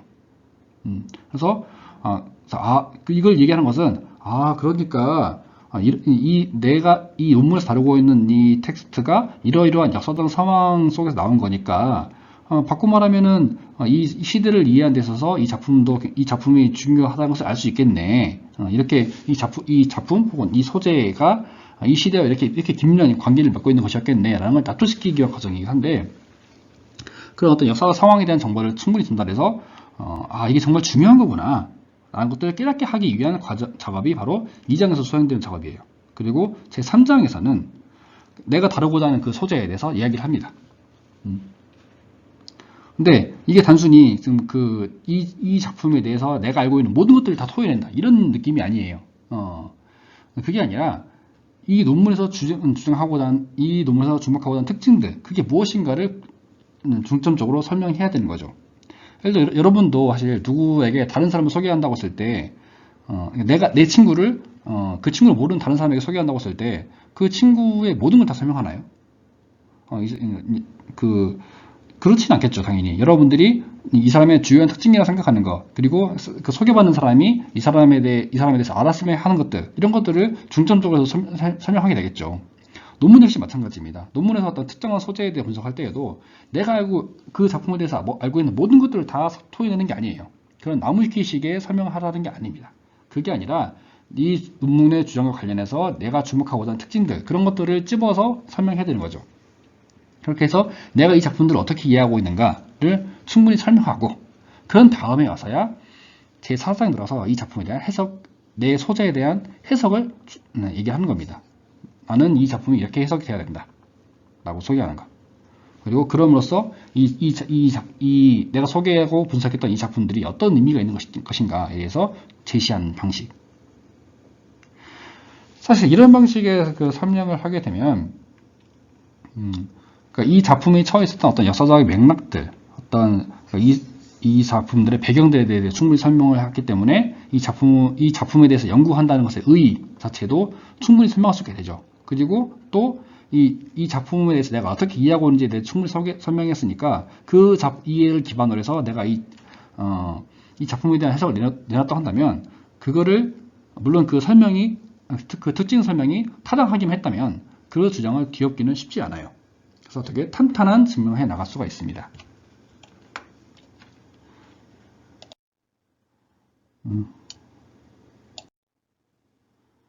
이제 그런 의미에서 좀 체계적이지 않은 목차를 하나 더 보여드리자면, 굉장히 많이 발견되는 방식 중 하나이기도 해요. 그러니까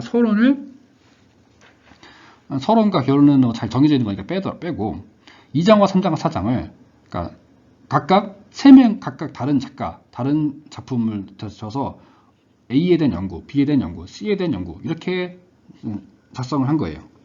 자, 그렇게 생각해 보시면 그러니까 이거는 제가 앞에 보여드렸던 이제 그 구조에 따르면 제 3장에 들어가는 제 3장과 4장의 분석을 하나 합쳐놓은 것 같은 형태인 거죠. 근데 이런 식의 어떤 제목이 있다고 했을 때 이 순서가 이유가 있을까요?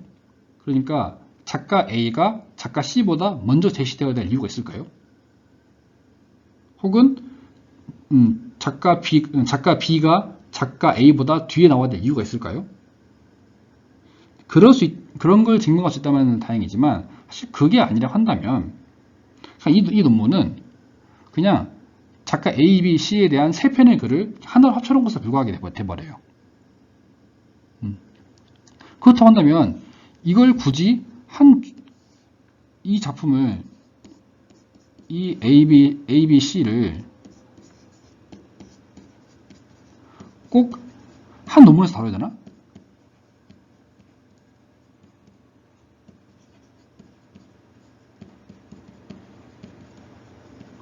라는 문제가 생기는 거죠. 물론 이 논문의 필자가 이 세 작가에 주목했을 때에는 어떤 공통의 키워드가 있었을 거예요. 이 세 작가를 설명하기 위한 공통의 키워드가 있었을 것이고, 그걸 위해서 이제 세 작가들을 동원해서 설명하는 것일 텐데, 그렇다고 한다면 애초에 목차를 짤 때부터 이 작품을 선별하게 되었던 자신의 목적, 기준, 이것들을 강조하는 게 훨씬 낫다는 거죠. 예를 들어 이 사람들이 뭐 같은 시기에 활동했던 사람들이라거나, 아니면 어떤 비슷한 창작 경향을 보여줬던 사람들이라거나, 아니면 뭐 반대로 어떤 똑같은 키워드에 대해서 서로 다른 반응을 보여줬던 사람들이라거나, 어떤 그런 식으로 이 세 작가를 굳이 하나로 한 논문에서 묶어서 얘기해야 했던 그런 이유가 있을 텐데, 그런 배경들을, 본인이 주목했던 그런 이유들을 더 잘 드러낼 수 있는 형태로 제목을 구성하는 게 낫다. 근데 이런 식의 논문을 쓰게 되어버리면은, 뭔가, 이걸 굳이 하나의 논문으로 봐야 되는가에 대한 의문이 생길 수밖에 없다는 거예요. 물론, 현실적으로 작가 A, B, A에 대해 다룬 연구, B에 대해 다룬 연구, C에 대해 다룬 연구, 이런 식으로 할 수도 있습니다. 그런데, 그런 식의 구성이 허용되고 납득될 수 있는 것은, 결국 그냥 단순하게 그 텍스트만 보겠다는 것이 아니라 내가 이 작품을 본 이유가 무엇인가를 제목에서 잘 드러내는 경우예요.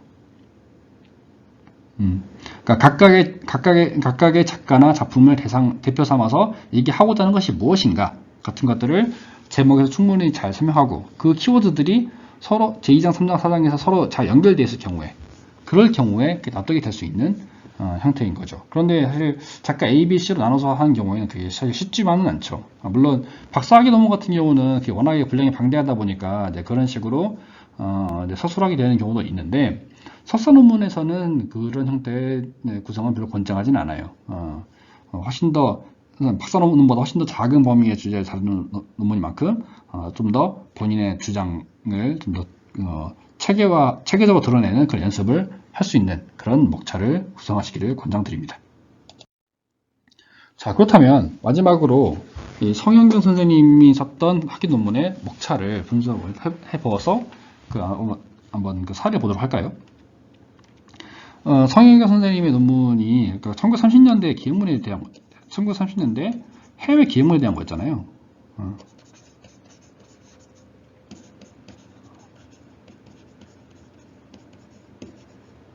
자, 그래서 2장에서는 2장은 1930년대 여행제도와 기획문의 성격이라는 제도에 대해서 그런 성격에 대해서 얘기하고 있습니다. 자, 이건 그러니까 해외 기획문이라는 장르가 탄생하게 된 어떤 시대적인 맥락에 대해서 얘기를 하고 있는 부분이죠. 그리고 왜 30년대인가? 1920년대도 아니고 1940년대도 아닌 1920년대를 다뤄야 되는 이유가 무엇인가에 대해서 응답하는 그런 절이기도 합니다. 장기도 합니다. 여기서 성현경 선생님이 이제 얘기를 하고 있는 것은 여행제도의 재편이에요.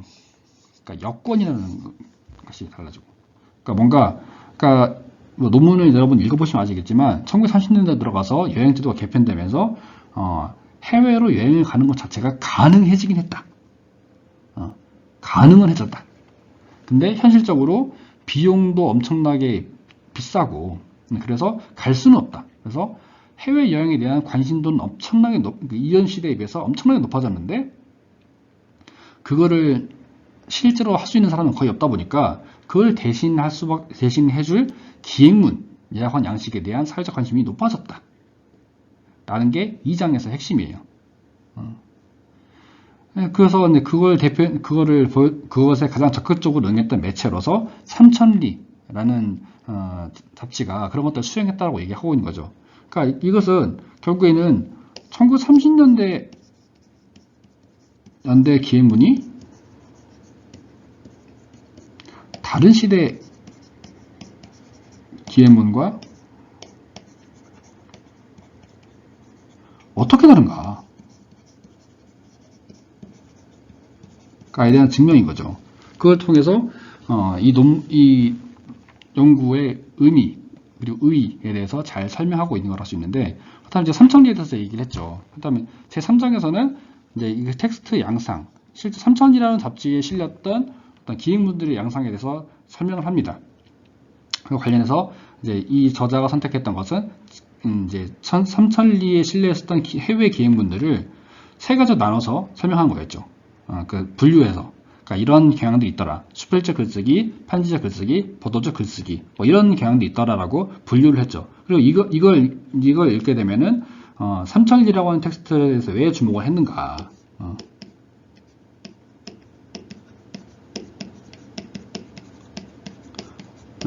그래서 이해가 될 거고, 또 제4장에서 이 글쓴이가 논의하게 될 부분들에 대한 그 부분들을 이해하기 위한 지식들을 갖추게 되겠죠.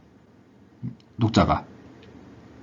그래서 근데 그런 것들까지 해명하고 나서 제4장에 갔어야 비로소 이 1930년대 삼천리에 실렸던 기사들을 읽음으로써 당시의 독자들이 여행에 대한 인식도 확장하고 또 문화적 글로벌리즘도 강화하게 되었다. 한마디로 1930년대 조선 사회의 어떤 세계 인식에 굉장히 큰 영향을 미친 것 중 하나가 바로 이 삼천리를 통해서 유통되었던 해외 기획문이라고 하는 글쓰기다. 그래서 해외 기획문에 대해서 연구하는 것이 이렇게 중요하다. 이런 것들을 얘기하게 되는 것이죠. 사실 이런 이런 구성을 생각해 보시면, 아까 제가 얘기했던 게 뭐였죠? 학위 논문의 구성은 장의 순서가 바뀌면 이상해야 한다. 라고 했었어요. 생각을 해보시면 2장과 3장의 4장의 흐름은 매우 자연스럽습니다. 그런데 그건 이 각각이 뭔가 2장이 3장의 논거가 되고 3장이 4장의 논거가 되는 방식을 취하고 있기 때문에 그런 거예요. 만약에 이 순서를 바꾸면 어떨까요? 예를 들어 4장을 2장으로 옮긴다면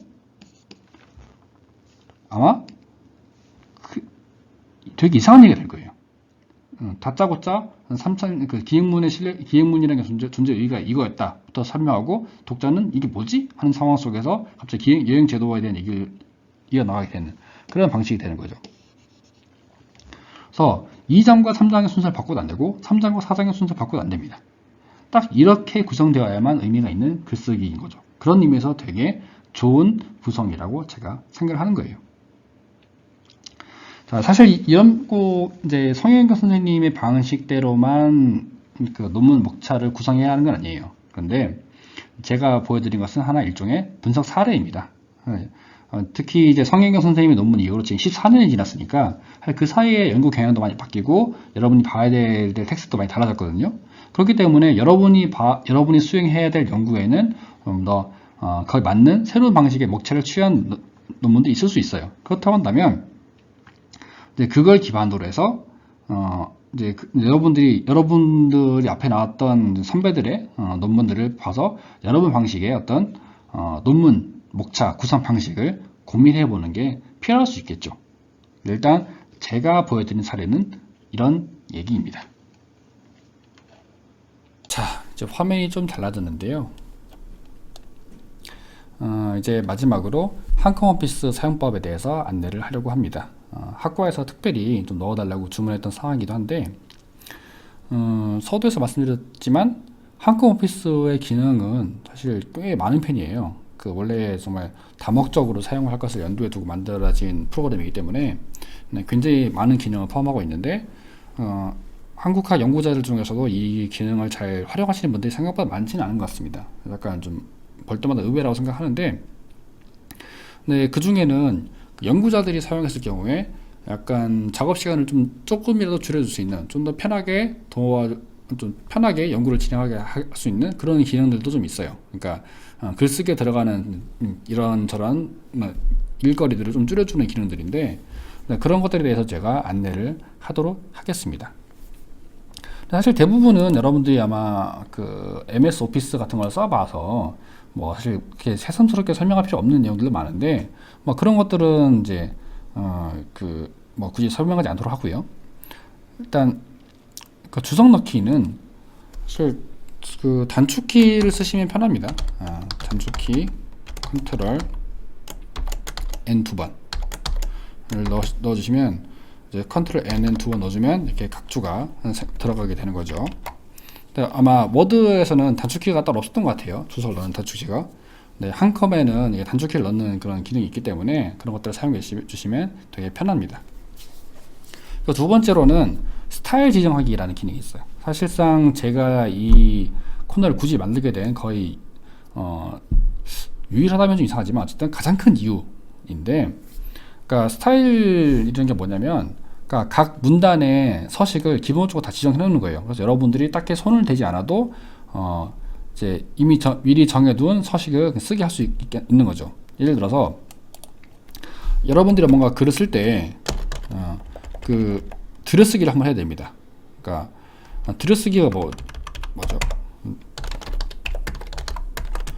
모든 문단의 첫 줄, 새 문단의 첫 줄에서 첫 줄을 한 칸, 첫 줄을 한 칸 비우고 시작하는 것. 그래서 원래는 예를 들어서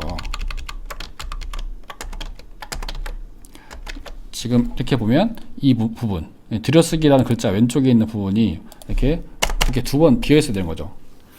그런데 이거를 꽤 많은 연구자들이 더블 스페이스를 넣어서, 그러니까 스페이스를 두 번 쳐가지고 한 새 문단 시작할 때마다 이렇게 스페이스를 넣어서 해요. 그런데 스타일 지정 기능을 사용하면 이런 것들을 자동화할 수 있습니다. 자, 스타일 메뉴의 단축키는 F6이에요. 그러니까 지금 윈도우 버전을 기준으로 설명하고 있습니다. F6을 눌러보시면 스타일 목록이 나오거든요. 가장 기본적인 양식은 바탕글입니다. 바탕글을 이걸 수정할 수 있어요. 그러니까 지금 문단 정보는 그러니까 지금 들여쓰기 지정을 해주시면 글자 크기가 보통 10포인트죠. 10포인트면 글자 하나 정도가 되는데, 이렇게 설정해 놓으시면은 지금 이렇게 벌써 늘어나는 것을 볼 수 있죠. 이렇게 들여쓰기가 시작된 걸 볼 수 있어요. 그래서 다음 문단을 시작해도 이렇게 한 줄이 떼진 상태에서 시작을 하게 됩니다. 보시면 이제 그 들여쓰기만 되어 있고 그 다음 줄은 안 되는 거죠. 그래서 반대로 내어쓰기도 가능하죠. 내어쓰기를 설정하면 이렇게 첫 줄만 들어가 있고 그 다음 줄부터는 이렇게 쭉 나와 있는 이런 식의 구성도 할 수 있습니다. 그런 것들을 미리 설정해 두면 여러분들이 이제 그 들여쓰기를 자동으로 하게 할 수 있는 거죠. 반대로 여러분이 쓰고 있는 이 그 한컴 기본 서체가 함초롱 바탕인데, 사람에 따라서는 함초롱 바탕이 썩 마음에 들지 않을 수도 있거든요. 근데 여러분이 기본 문서를 열게 되면 항상 함초롱 바탕이 쓰게 되어 있으니까, 그럼 이거를 여러분이 글을 다 쓴 다음에 이거를 쭉 긁거나 아니면은 이제 천천히 해가지고 이거를 함초롱 바탕에서 휴먼 굳이 바꾼다, 이런 귀찮은 짓을 해야 되는가. 사실 이것도 스타일 기능을 이용하시면 더 간단한 얘기죠. 바탕글에서 이제 수정 버튼을 눌러서 함초롱 바탕 말고, 예를 들어 여러분이 원하시는 다른 휴먼 명조 같은 거 이런 거 설정해 놓으시면, 설정하면 이게 바탕글이 설정되어 있는 문단은 다 바뀌게 됩니다. 지금 다른 거는 지금 바탕글이 아니라 다른 그 문단이 설정되어 있어서 그런 건데, 다른 스타일이 설정돼서 바뀌지 않는데 이렇게 바꿔놓으면 새 문단을 시작해도 들여쓰기 보세요. 새 들여쓰기 새 문단에서도 함초롱 바탕이 아니라 아까 설정해 놓은 휴먼 명조, 그러니까 쓰이는 걸 수 있죠. 이걸 또 바꾸면 휴먼 명조 말고 예를 들어 어떤 게 있을까요? 이런 걸로 바꿔본다 치면, 설정해 놓으시면 또 순식간에 지정해 놓은 같은 스타일이 지정되어 있는 문단의 그 양식이 다 바뀐다는 걸 알 수 있죠. 휴먼 명조. 자, 근데 이걸 이용하시면 인용 문단을 만들 때에도 좀 편하게 만들 수 있습니다. 예를 들어 여러분들이 학위논문 레포트 쓰던 학위논문 쓰던 간에 중간 여러분이 종종 쓰게 되는 게, 예를 들어 소설의 내용을 인용한다거나 해서 그 문단을 만들게 되잖아요. 근데 그 문단이 뭔가 이제 어떤 자료를 인용할 때에는 특별한 양식을 적용해야 되잖아요. 그러니까 예를 들어 지금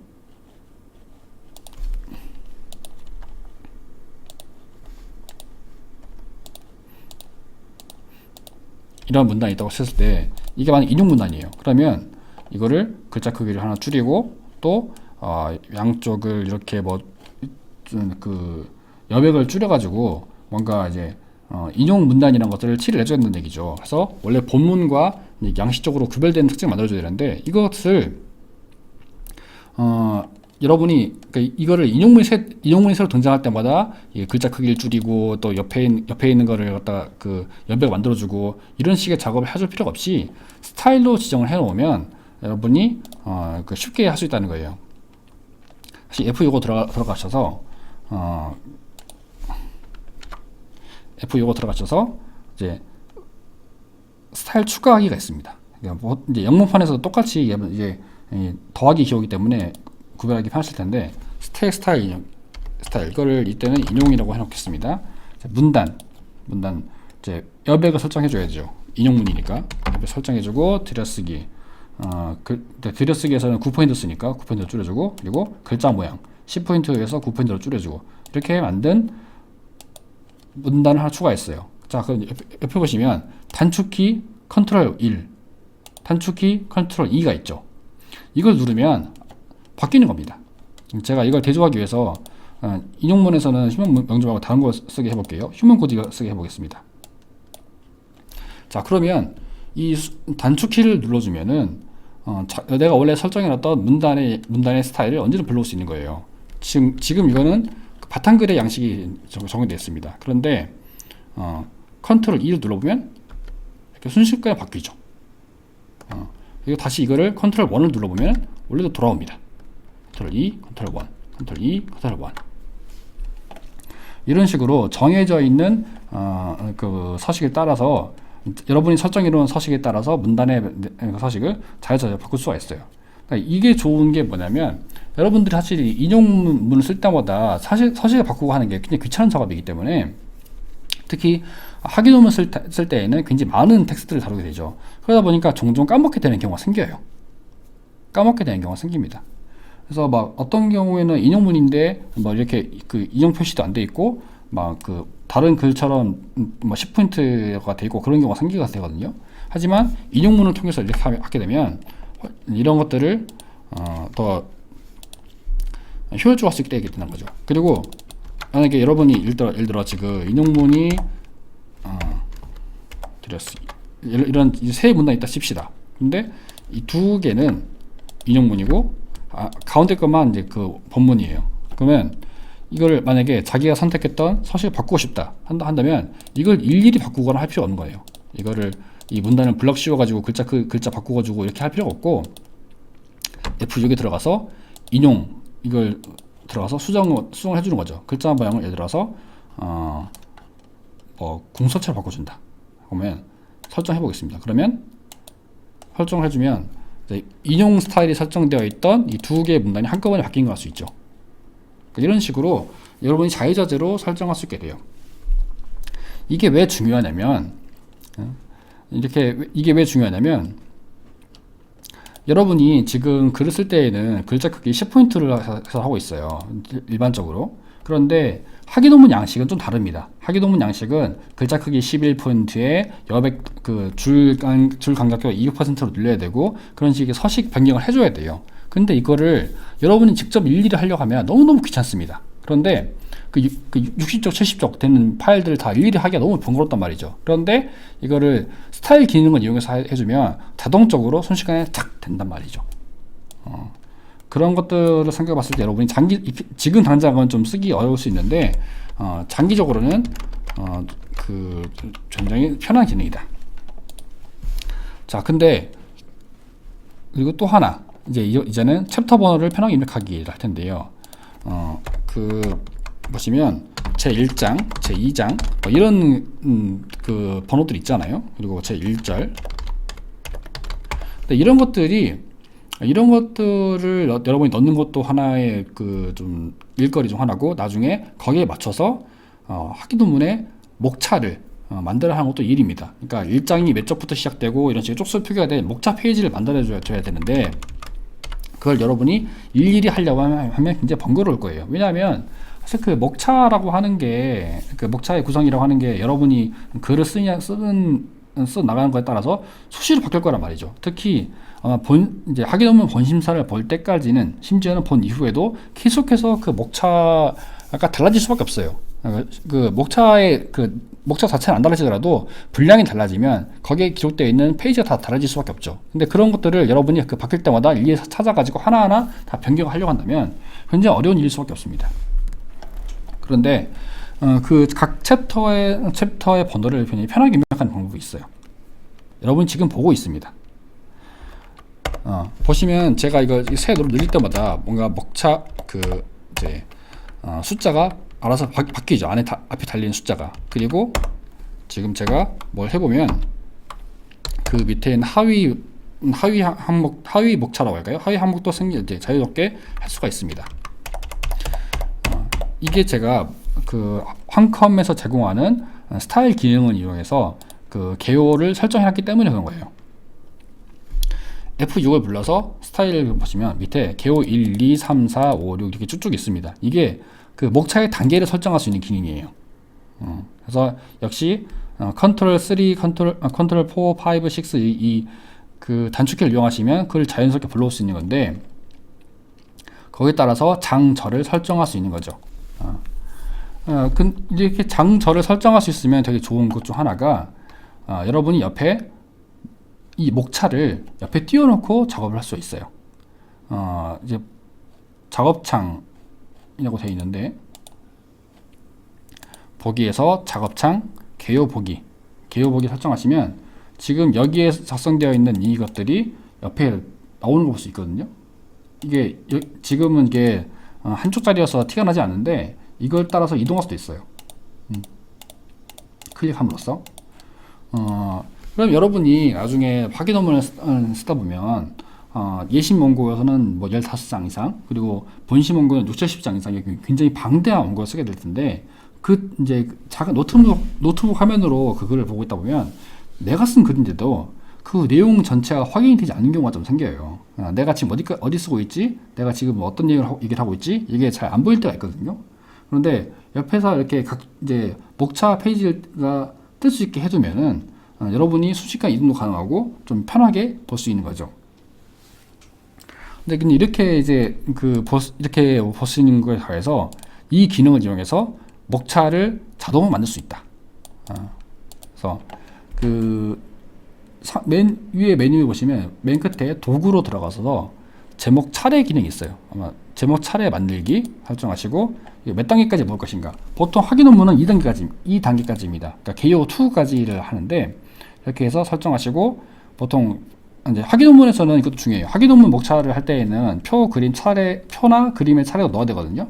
어쨌든 그거는 이제 나중에 다룰 기회가 있을지 모르겠지만, 어쨌든 이제 이렇게 해서 하이퍼링크는 굳이 만들 필요 없지만 이렇게 해서 설정해두고, 그러니까 가운데 선 이런 것들도 다 설정해두고 지금 넣는다라고 한다면 이렇게 정해진 목차에 따라서 쭉 나오는 거죠.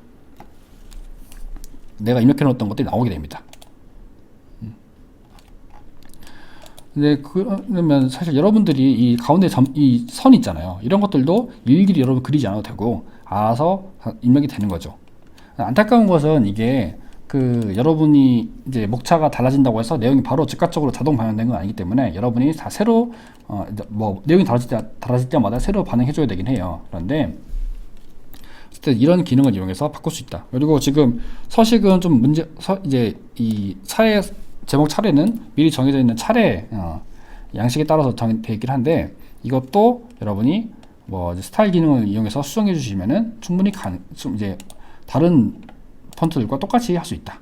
휴먼 명조 이렇게 바꿔주시고 하면 이렇게 바꿀 수 있다라는 거죠.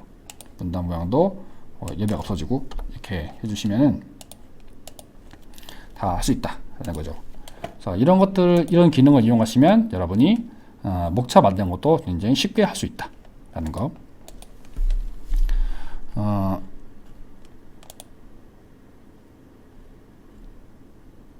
그리고 여러분이 좀 실생활에 도움될 만한 얘기를 하자면, 그러니까 아마 여러분이 이제 그 글을 이제 대학원 수업을 다니다 보면 한자가 섞여 있는 텍스트를 읽어야 할 때가 있습니다. 특히 식민지 시대에 관련된 수업을 하는 경우에는 식민 시대만이 아니죠. 한 1980년대 이전에 나왔던 텍스트를 다루는 수업이라면 뭐 다 이렇게 한자가 섞여 있는 수업을 많이 들어야 할 텐데, 아마 중국 출신 학생들이 할지라도 이 한자를 읽는 건 쉬운 일이 아닐 거예요. 왜냐하면 물론 뜻은 이해하겠지만 그 발음이 한국식 발음이 아니기 때문에, 만약에 수업 때 이거 읽어봐라 라고 하면 약간 좀 헤매게 되는 상황이 생길 수도 있죠. 그런데 한컴에서 보기 기능에 들어가시면 한자 발음 표시라는 기능이 있어요. 이걸 클릭해 보시면 이런 식으로 한자 밑에 한국식 발음을 띄워줘요. 아까 말씀할 것이 없사오나 이번 6월호의 편집에는 별로 분명하였습니다. 이렇게 읽을 수가 있는 거죠. 그리고 이렇게 되면 여러분들이 이제 최소한 읽을 때 훨씬 더 편하게 읽을 수 있겠죠. 그리고 만약에 이걸 발제를 들고 와서 수업 시간에 읽어야 된다. 수업 시간에 실제로 목소리로 읽어야 한다라는 상황이 생긴다면, 여러분 인쇄할 때 이 표시가 나오게끔 해서 인쇄할 수도 있어요. 인쇄 버튼을 눌러 보시면 기본 탭 말고 확장 탭에 들어가 보시면 중간에 그 확대 축소, 인쇄형 머리말 꼬릿말, 이거 선택 인쇄 기능 있죠. 이 선택 인쇄 기능 메뉴 보시면 한자 발음 표시라는 메뉴가 있습니다. 이거를 클릭하시면 여러분이 인쇄하실 때 한자 발음까지 해서 이 상태로 인쇄할 수 있게 돼요.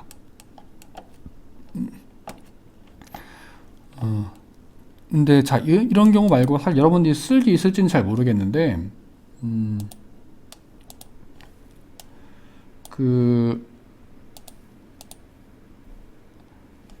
이렇게 선택되어 있는 한자들을, 그러니까 이제 본체자 말고 간체자로 바꿔주는 기능도 있거든요. 그걸 아마 Alt 9였던 것 같은데, Alt 9를 눌러주면, Alt9가 아니구나, Ctrl 9였나?